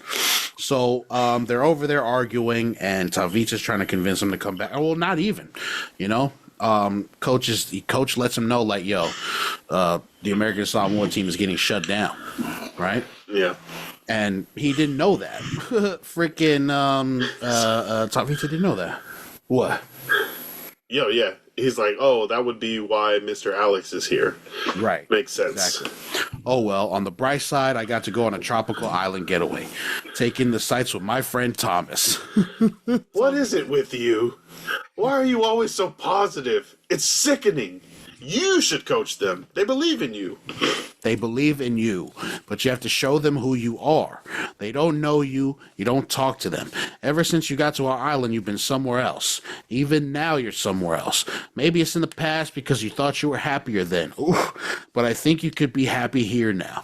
But you actually have to be here now. Sorry. Shout out to Oscar Kightley. Yeah, bro. Man, and the writing, honestly, that this one was really getting into Coach Rongen's head, right? Yeah, And telling really him, bro, called him step out on his out. shit. Yeah. He's like, but I think you could be happy here now, but you actually have to be here now. And Rongen's like, I can't win. Then lose, but don't lose alone. Lose with us, and there's always the second half. That's another chance. Like, damn. That's it. Then lose. Yeah. But don't lose alone. Lose with us. Yeah. We're family, bro. Come on. Yeah, reaching out. That's more grace this coach doesn't deserve in this moment, right? And exactly. Samoan just keeps trying to save him from himself again. Yeah, that was dope. Well, I mean, good writing for a very pivotal moment in the movie too. Exactly. Because Coach comes back. This convinces him to come back. Hell yeah. Everybody's milling about in the locker room, and freaking Rongen runs right back in, goes to the board, and erases the entire strategy. You know, they had a strategy up on the board, whatever it was they wanted to follow, just erases it all, gets his marker, and then draws a circle and a big smiley face in the middle of the board. Throws that bitch. Yeah. It's about happiness now. You know? He's apologetic. Yeah, hella apologetic, but it's just like, I shouldn't have called you all losers. You're not. I'm the loser. Yo, and he really, this is where he really opens up and he tells the team for the first time, and the audience members who have not seen the documentary learn for the first time that his daughter passed away in a single car accident 2 years ago. She was on her way to practice, lost control, and that's when they lost her. And then those 2 years since is we've seen the coach go on a spiral, you know, and he lost his wife, his marriage, his job, his just able to coach the right way. Yeah. And he's telling the team about it, you know, and a lot of it is he doubts himself and what he did, and if he could have made changes, and if those changes would have, you know, changed the outcome, if she still would have been here today. Like, maybe if I would have shown up more instead of my own job, shown up more to her things, maybe if I had driven her to practice more, you know, that wouldn't have happened. Lots of maybes. And a lot of hurtful, like, you know, you hear that regret. You hear that, like, you know, it could have been different. I could have made a change. And, like, he's blaming himself, partially at least, for his daughter having passed away. Because he wasn't a good enough or attentive enough dad. Yeah. That's when, so he's telling the team this. You know what's crazy is that we didn't know about, like, now that I'm thinking about it, we didn't know Nicole's name until, like, the end, right? When he starts going off on Chaya. Oh, yeah. Accidentally calls her Nicole. Yeah. Nicole, you got to hold that back line. She's like, Nicole, Chaya, come on. Yeah. So he tells about his daughter's accident, and then he says, "Why'd I take this job?" And this part, bro, like, freaking Fassbender, right? Just acting effortlessly, bro. It looked like I'll give him this much credit, bro. Like, it looked like he was definitely having fun in this role, right? Like, he was acting his ass off effortlessly, right? And the way he delivered this speech right here, this monologue, it had me feeling for bro. You know what I mean? So he says, "Why did I take this job? For the challenge? No." And he's freaking, you know, tears are welling up in his eyes when he's trying to fight it. "I couldn't give two shits about turning this team around. I was forced to take it. It was the only job I could get, and I didn't want it, guys. I thought I was better than you. The fact of the matter is, you don't need me at all. You're already perfect." Cut to Ace and Tavita. Look like Ace about to cry too. So basically, my advice to you would be, don't listen to me. Go out there and do what you do, or don't do it. Whatever. You've reminded me that I've always loved playing more than winning. So enjoy this match. I mean, life is short. Football is a game. I just want you all to be happy. And then Daru from out the side, out of nowhere. "But we want to win, coach." "Then be happy."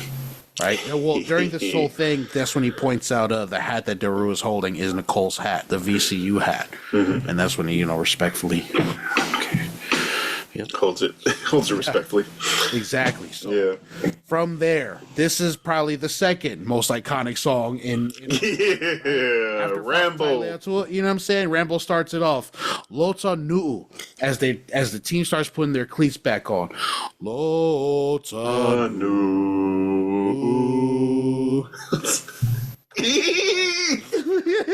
Bro, I'm just feeling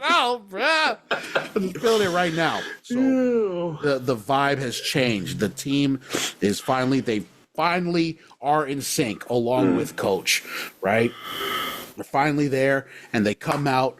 Coach heads to the sideline, and Nikki finally gives him his props. Great pep talk, Coach. Boom. Second half. Let's go. The second half. Energy flowing. You know what I'm saying? And, and like the team's energy is there. You know what I'm saying? They're up, but it's the complete opposite for Thomas, but in a good way. He's a lot more relaxed, a lot more carefree. He's over here asking for a piece of chicken. You know what I'm saying? One of his other assistant coaches has a bucket of chicken. Asked for one. Can I get some? Like bruh, talking to the Tonga team's coach. He's just like, this is cheers, a game, bro. Yeah, cheers, bro. This chicken, you freaking loser. And he's yelling out to his team, "Enjoy yourself. Yeah, have fun. Have fun."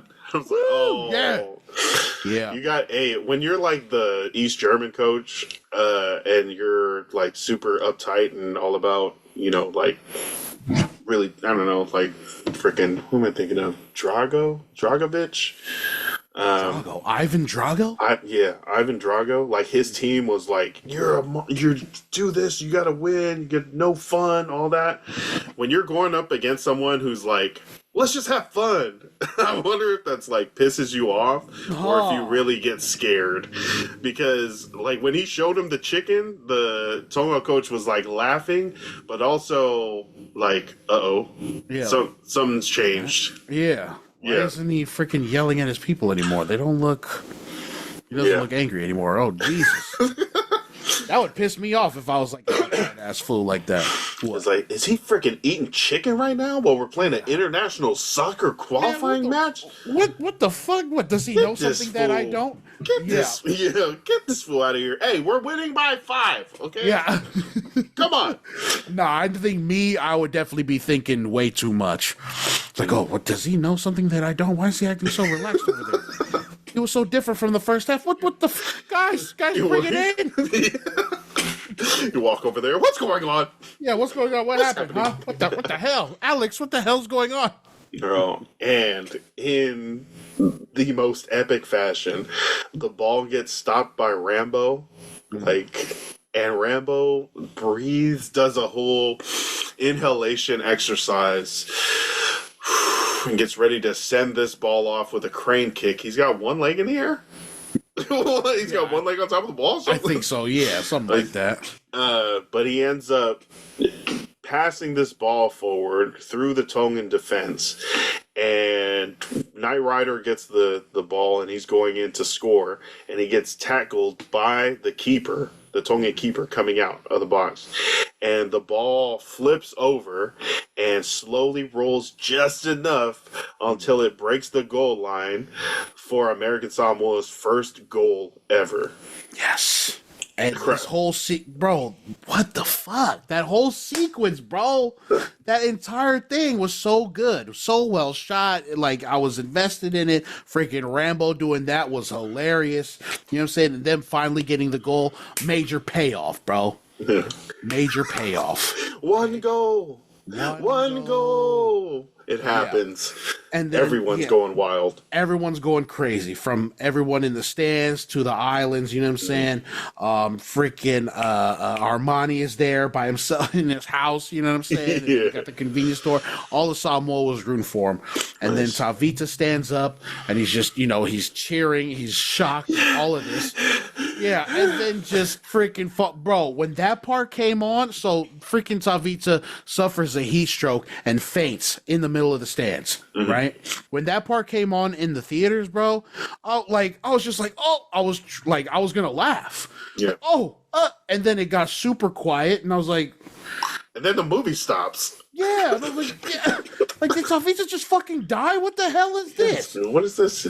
bro. Can we get back to the freaking game? Come on, bro. What? So after he faints, screen goes dark. Wakes back up. He is in the medical tent with Ruth. Ruth is over him, and Daru comes into the tent. And, he sees his father, sees that he's okay. He suffered a heat stroke. Yeah. And then from there, Daru starts to fill Tavita in on what happened, And this... Weird. Go on. It's so weird to, have watched the first 2/3 of the game, and then the last third of the game is told by mouth in a tent. That's what I'm saying. With bro. Cuts, Bro, that was my biggest one of among all the other gripes I got with this movie. One of the biggest one was this. Why would you suck the momentum out of the movie like that, especially as such? This is the game. Mm-hmm. Why am I being told retroactively through Daru? Why don't you just show me what the hell happened? You know what I'm saying? So the thing with Tavita and the heat stroke, unnecessary. Pissed me off. You know what I'm saying? What? Maybe this is Tavita's story. Oh, if he blacks out and we have to move along until he wakes back up again. Oh God! Oh no! No! Hell no! I don't like that. I don't like that. I don't like it either. Yeah, hey, if that's it, Taika. If Lance just figured out your little trickery, bro, terrible creative choice, bro. No. Because what the hell was that? Come explain it. Don't explain it. Yeah, don't. No, come on the show and explain it. Oh yeah, explain that, bro. But also, don't give us no freaking exposition. I don't want Daru to freaking tell me what the hell happened. I want y'all to show me, man. They had to fill in Daru's screen time. They're we promised him 18 minutes. Right. He's fourth on the bill, bro. We got to give him the time. Yeah, I totally agree. It threw me out of the loop. I felt like it was really going. They were going from 0-1 to tie it up, and then they're going to try to get the win, right? But to have Tavita pass out and then moving the whole thing inside the medical tent. Some guy got stabbed by a butterfly knife. Well, yeah. He's got a Vilema bottle, so it's all good. Yeah. But yeah, it's a weird place to take it. But yeah, retroactively hearing from Daru how the rest of the game goes. Mm-hmm. I mean, well, how did it go? We got the heat stroke, and then Daru comes in and he starts retelling what happened. They're tied, right? 1-1. Mm-hmm. And I also didn't like the way Daru told the story. It was a little too written. That's okay, yeah. Okay, I hear you. When suddenly, out of nowhere, a fabulous save. Jaya comes in with the header, scored. Everyone, I was and also it was super selling, and I'm it's just. Now I'm thinking about this instead of watching the frickin' end of the game. This is really throwing me off. But the coach tells Jaya to come up on this corner kick. Jaya slips through, gets a header, and now American Samoa is up 2-1. Mm-hmm. And people are celebrating, but this is crazy. The Tavita is also we scored again. Another goal. A second one. 2 times. Yeah. Ends up... What happens? They give up a free kick. Yeah, so Daru was gonna try to stop it because he knew. So Jaya saved a last minute one, but so when she kicked that out, Tonga had recovered and they were heading up. They were pushing, and they knew that if they were to try to kick from there, they would have scored. So a certain goal, exactly. So Daru sacrifices a penalty. He slides, gets the penalty, and because of that, Tonga is offered a penalty kick. Right? Yeah. So now it's Nikki Salapu that's going to get this to stand up and show up. Boom, redemption, right? Nikki Salapu's redemption, and. I remember seeing this part in the theaters, bro, and I actually really like that part. The different, the zany, the wacky stuff that happens when they retell this part. Yo, right? oh, Like, with different the future. different people in the Yes. future are retelling this story, this moment. I love that shit, bro. That is definitely Taika's bag right there, bro. I wish they had more Mm. moments like that, more quirky, out of nowhere moments like that, where it makes the embellishment a little easier to take. Because at least he took it in like a very unique and fantastical direction. You know what I'm saying? But whatever. I'm not Taika Waititi. It's not my freaking problem, bruh. It's our movie review. Yeah. Yo, you get Nicky Salapu as an old man telling it to his grandchildren as a bedtime story. I wasn't nervous. You Yeah. got Ace around a beach fire telling like the future generation the legend of this story. Rambo's telling it to someone. Yeah, it was great. Even the freaking Australian execs were in there Ah, talking yeah, to yeah, somebody. yeah. You know what I'm saying? Like that shit was hilarious, It bro. became legend. Yeah. Yeah, nice. So They're go on. the head of the Tongan soccer team is taking the kick, and he fires it in there, but Nicky Salapu dives out to his right and just fingertips it, pushes it away, and time expires. And American Samoa has won their first game. Not even just scoring one goal, they won a whole ass game. Yeah. And they're And they like, scored 2 goals, bruh. two of them things. 2 of them. Bro. Yeah, and they win the game. They win the game. Mission accomplished. Everyone is happy, and Tavica almost suffers another freaking stroke. From there, it cuts to the beach, but with another voicemail playing. Right, another voicemail playing of Nicole. And now that we have full context of Nicole and Rongan's, the stuff that happened with Nicole. Now it's the last message of the movie. It says, "Get mom to help you check your messages. I guess if you're hearing this, you figured it out. To answer your question, school is good. It's great. I like all my classes. Everyone is happy to be here. It's like anything is possible. I guess I'm just saying there's more to life than soccer. Love you. Message from beyond the grave. Yeah. Message. Right? And it's like, also now with the context that these are messages from his daughter who passed away, it's like even more connecting, like how they work for the same situation that's going on. Yeah. And like even though it was years ago, there's still like her words coming back and trying to help him through his shit, because he hasn't changed for so long. But now he's got the ability to, and it's starting to. Yeah, man. That was a cool, it was heartwarming for sure, bro. Then after finally finding out what happened, and then, it makes you feel for Rongan for sure, But, yeah. So, back at the beach, Thomas is with the team, and Tavica is leading everybody in a prayer before they dig in. They have a big feast, and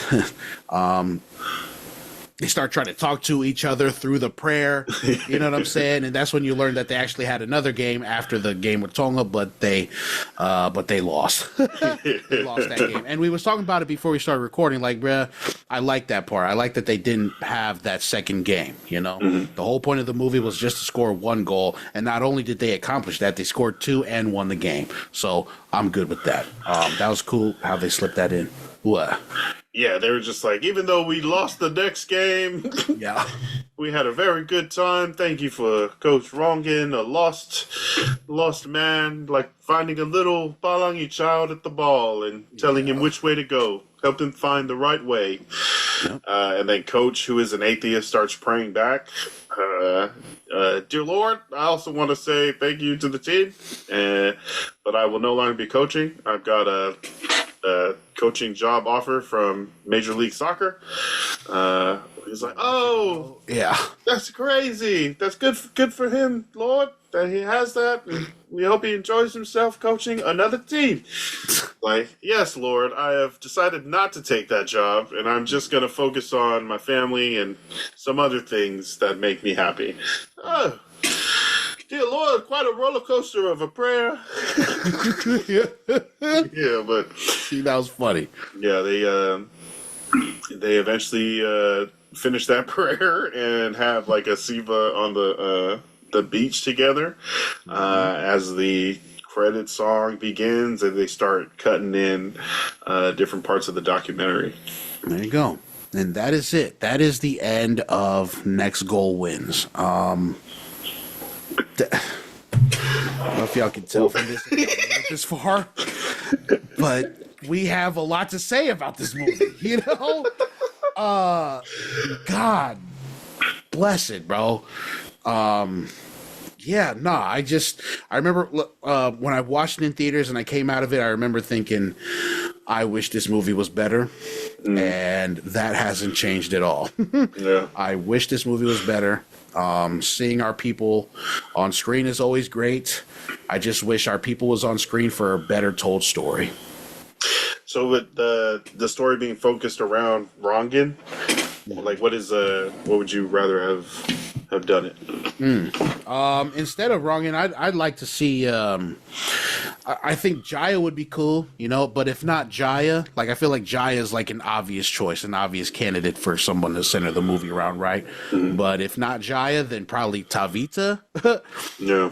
I'd love to see the movie centered around him. You know, see his whole process and you know, not just him though, but him and his family and how shoot. I'd even like a Tavita origin story. You know what I'm saying?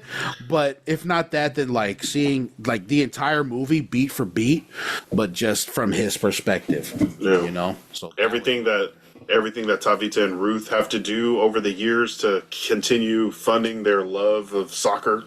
Hey. You know, they're both into it, right? Like, they're both working towards trying to make the soccer team good, or at least Ruth is trying to make Tavita do things that will help the soccer team, like looking for another coach and stuff. Yeah, bro. But yeah, to have a origin story with that, or a series of them just like doing what they have to do, can show like island life with also some soccer cut in, but also the underlying theme of we love this so much that we're going to do 30 other jobs for it. Yeah, because like if you know, I want the team to be the centerpiece of it, right? Like even though like the way they filmed Rongan being the center of the entire movie, like I wouldn't mind having Tavita as the center, but to also put the team in there as a big part of the movie. You know what I'm saying? Because each player has their own thing going on, and it's all interesting. You know what I'm saying? And the fact that they're able to, like, they still come together and practice. They literally do this for the love of the game. They all got families and jobs and shit. You know, so there's definitely a better story in here.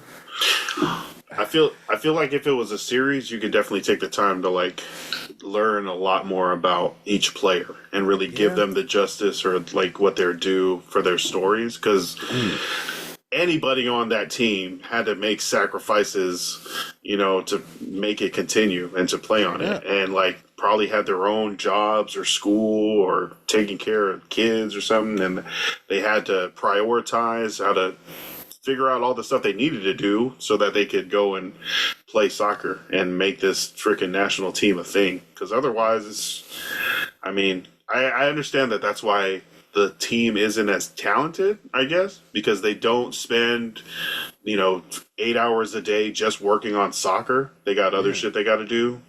They don't spend 7 days a week on it. Sunday is forbidden. It's the day of the Lord. You got to rest. But that's just the mold that team kind of has to take on, because that's the people that are playing for the team. American Samoans that are, you know, have that culture and everyday kind of attitude and stuff they got to do. Yeah. But yeah, I think this movie was like it just showing the difference, right, of what is expected, especially for American or international audiences, and how different that is to American Samoa. So maybe American Samoa was like one of the main characters here, or it should have been. You know, I know that was part of it, but and those players and the people that make up the team could have had a better, more in-depth story. But I think that'd be like a series. And then just looking at this as a movie, like, and having to put it all together in under 2 hours and figuring out what you need to cut and what else. But yeah, we feel it could have been better. I think it was good. I mean, I think it was fun. I think that trying to focus more on that. But there are so many glaring I wouldn't have done. Bro, what? Like, man, I agree, bro. It's a very fun movie to watch. You know, watch it with your family. You know, you guys are gonna have a good time. You know what I'm saying? But if you're looking for, I don't know, cinema, if you're looking for cinema, you probably won't find it in this movie, man. There's just a whole lot of, there's pacing issues for me. There's a lot of like writing issues. There was tone, like a lot of the creative choices in there I just didn't agree with. Like, why would you put that in there? It doesn't serve the story. There's a better story in here. Like all the little things like, that they had to Hollywood up to make this movie appealing. You know what I'm saying? Like Gail and Thomas not being married anymore. They didn't have to create lies. Exactly. It was a straight up lie, not just an embellishment, a lie. They were not divorced or separated. They were together through thick and thin. She followed him. She's a rider. Shout out to Gail.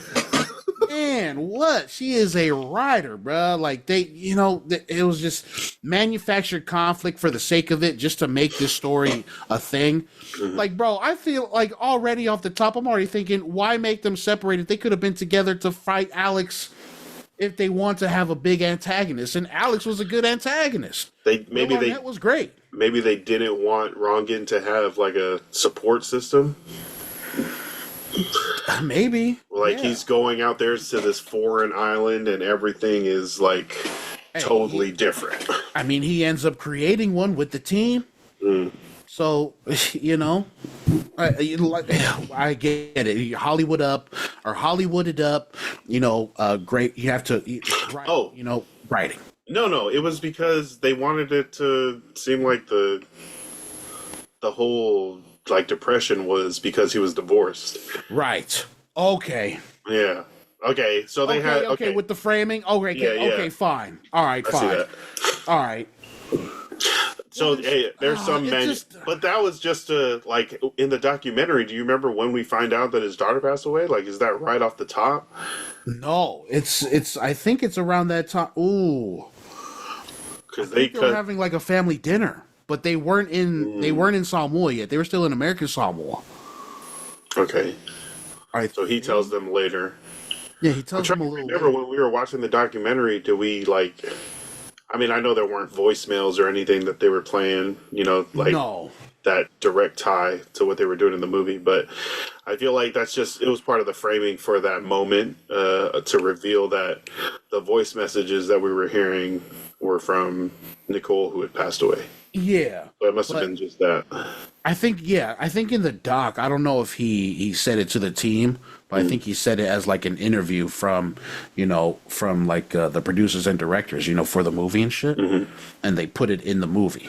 Okay. And then he was just talking about it. But I mean, still, like a great storytelling device, you know what I'm saying? With the voicemail and the daughter being gone and the reveal at the end. I like that. That's great. But the stuff with Gail and Thomas, but now that you put that up, it's like, all right, that's a cool point. But if that's the case, then take out the depression part. You still don't even have to have them be separated for him to be sad about not working. You know what I'm saying? But I can see how it would raise questions, like if his wife was with him in Samoa and they were receiving voicemails. I mean, you still could have wrote the voicemails in a certain way. Where in the world are you and Mom right now? I'm trying to. But then it also had to apply to like before she passed away. Where in the hell are you and Mom right now? I'm about to go out onto the pitch. It's my game right now or something. I don't know. Yeah. But yeah. I don't know. Maybe we need to watch this movie again. Man. That's a no for me, dog. I'm good. I'm tired of being pissed off, bro. Tired of it. My head hurts. All right. Final scores? Final scores. I'm with it. Here we go. Rewatchability. I'll give it a 1, bro. I'll give it a 1. Nice. It's a fun watch. It's a fun watch. You know, watch it with your peoples, watch it with your family. You're gonna see some great landmarks in there, and it's gonna be nostalgic for you. Number one. I also give it number one. It is like I don't feel like called to pull it up immediately, even though we own it. I can't pull it up. It is nice to see all the like American Samoa things that they put into it, or Islander things that they put into it, and the people and the saw and like just people fobbing around different parts of like a small island. But not like, yo, gotta put this on when my friends come over. You guys gotta see this shit. You know, yeah. Like, I'll let you borrow it. All right. I gave it a 1. Casting out of 3. Casting out of 3.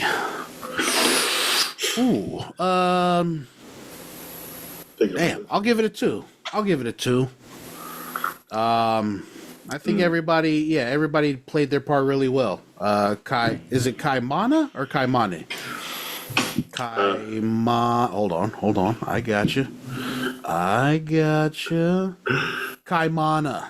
Yeah. Kaimana, yeah, she was really good in it. I thought she played Jaya really well. Of course, Fassbender, you know what I'm saying? He be acting without even trying. Kind of makes me question why he took up the role in the first place. Maybe it was just to have fun. But he did his thing. But David Fane and Oscar Kightley, freaking awesome. You know what I'm saying? They were great. But filling out like the rest of the team with other Usos and stuff, I just wish they were given more screen time. I mean, they all look good, you know, but I wish I heard Smiley's story. I wanted to hear Smiley's story. I want to hear Smiley's story. I feel like there were some good.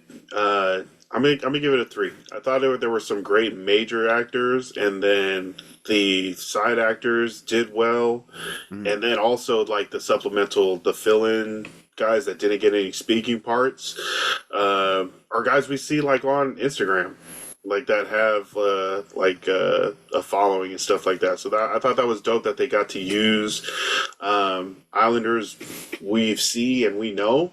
So I'll give it a 3 Nice. for casting. Oh yeah. Soundtrack out of 5 points. I'm going 5. You're going 5? I just so many songs that like we heard and we know already, but that's like baked in, I feel like. But just hearing it took me right back, like to Samoa, and I love that. Yeah, I was gonna give it a 4, but now that I'm thinking about it, like it definitely got a freaking reaction out of me. So I'm gonna go 5. Oh, yep. Too. Okay. You know what I'm saying? Just the fact that it took me back to Samoa like that, and just childhood. You know, thinking about my dad with the cassette tape. Yeah, I'll give it a solid 5. Nice.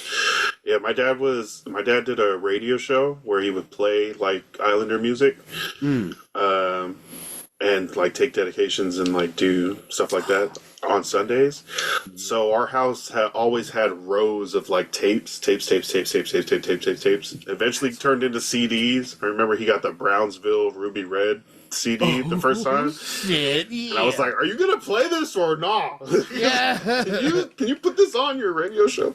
That's hard. But that, just Samoan music always around the house, always available, cassette tapes, radios. That I feel like that's big for us. Like our people listen to a lot of music. Straight up. All right, next goal wins cinematography out of a score of 6. Out of a score of 6. Damn. I'll give it a 5. It was shot well. You know what I'm saying? I don't expect less from Taika. Everything was shot well. Very bright. You know what I'm saying? It's very Islander-like, you know? Yeah, nothing really crazy.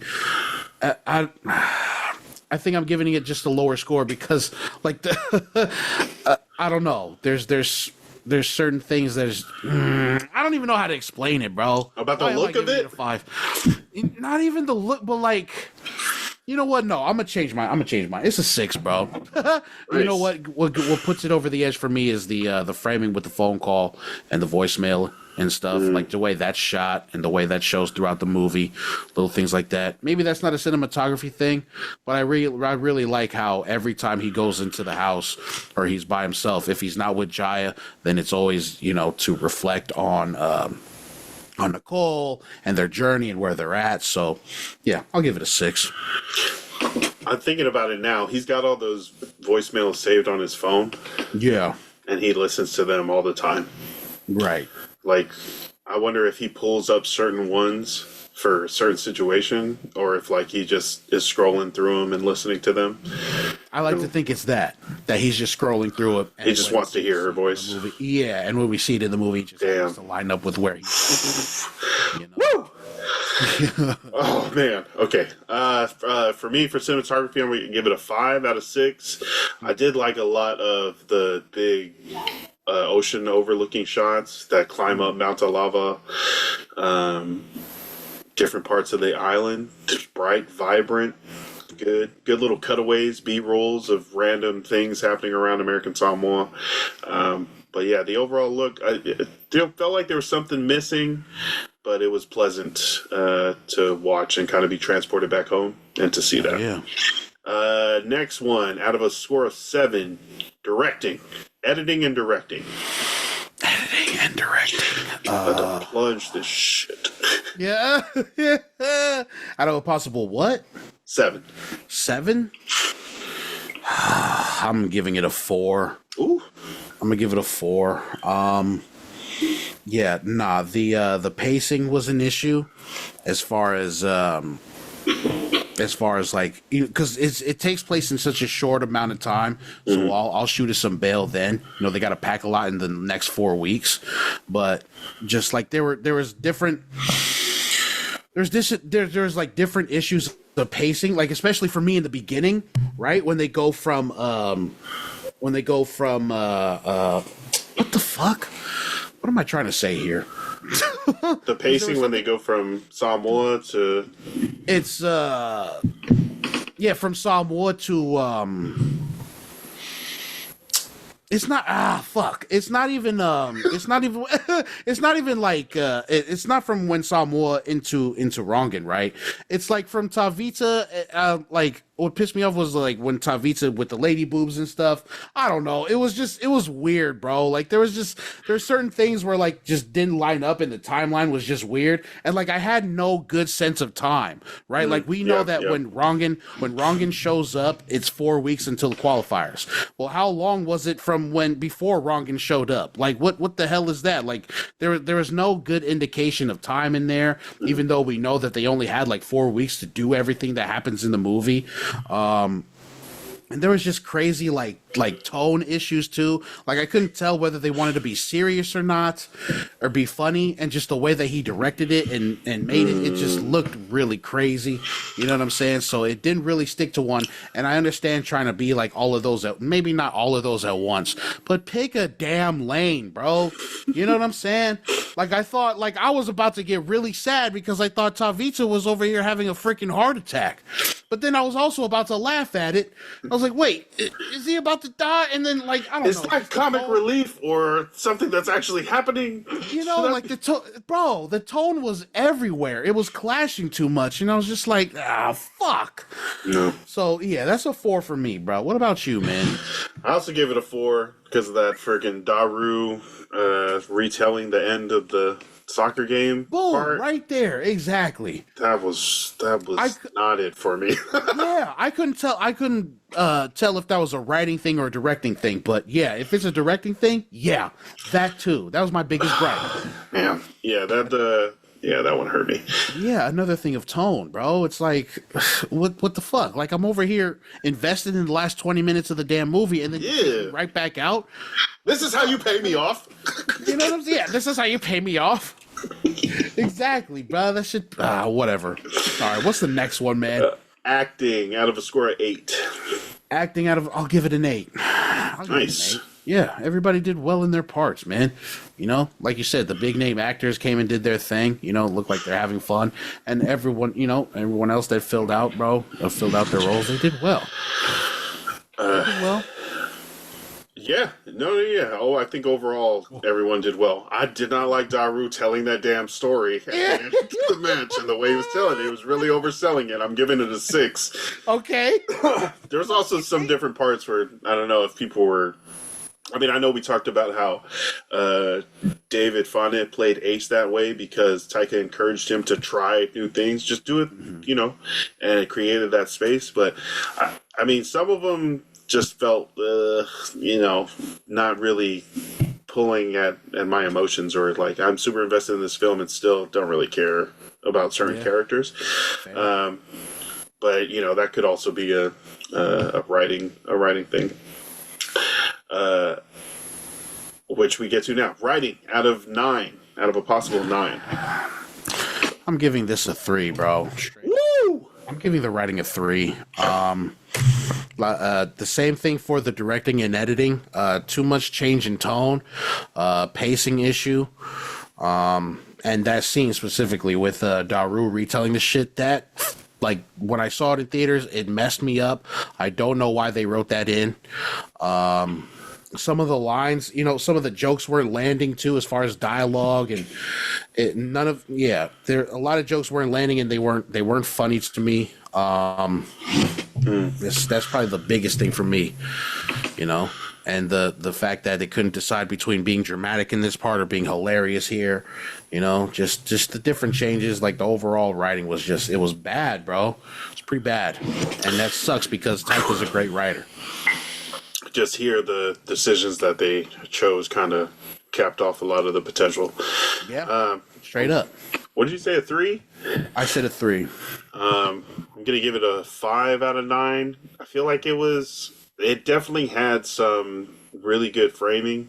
I mean, we had Nicole's voice messages, and then we had that freaking retelling at the end of the game. I can't get that out of my head. That's such a big train wreck stoppage, and trying to switch to another lane to retell. Like the thing with Nikki, right? When he's retelling to his future, like the future scenes. I wish they did more things with that, the quirkiness of that, but that's another tone issue, right? Like, are you trying to ground this story in reality? But then you got all this quirky shit going on, like with the future, and it's like, what the fuck am I supposed to be feeling at this point? Like, what is, there's just too much change in such a short amount of time, because this movie's pretty short. An hour and 40. Yeah. So those changes, like, they just felt like they were jerking a certain way just to. Bro. They just got an idea at the last second. It was like, oh, we should look. This, even though we didn't do this in the rest of the movie at all, or why don't we do this? Bro. Why don't have his son tell him as he's in a medical tent instead of watching it for the rest of us? It's all right, so I give it a 5. All right, legacy and impact out of a possible score of 10. Possible of 10. I mean, it only came out last year, so it's going to be a pretty low score. Yeah. But I mean, the nature of this movie, bruh, and how we're talking about it, I'm gonna give it a 4 as far as legacy. I don't think it'll be one of those ones that people will look to be like, oh yeah, that's a solid movie in the culture. I think it'll be looked at as like an achievement, the fact that it exists at all, and that our people are in here being represented in a movie. But as far as its legacy and impact, I don't know if it'll reach that far, man. Because it's not, from just a movie perspective, I don't think it's that great. It's very middle of the road. So 4.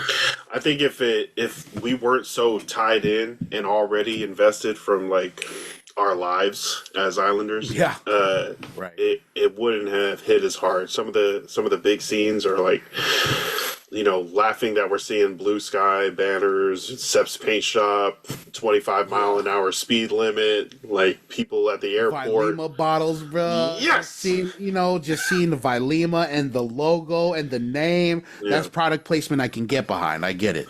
Ainga buses. Oosh. Like, that was... Yeah, seeing those is automatically for us taking us back to a place and time, in our lives. So it's important for us. But I feel like without that, the movie, like, it's probably why it didn't connect as much over like American audiences, because it's it's mostly for us, and I appreciate it for what it does for Islanders, but I don't think it connected as well for general audiences.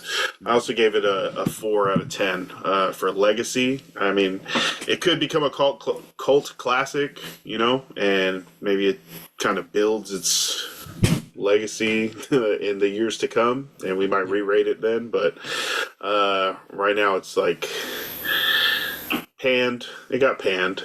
Even though there are parts that we like about it, there are, overall not a breakout movie.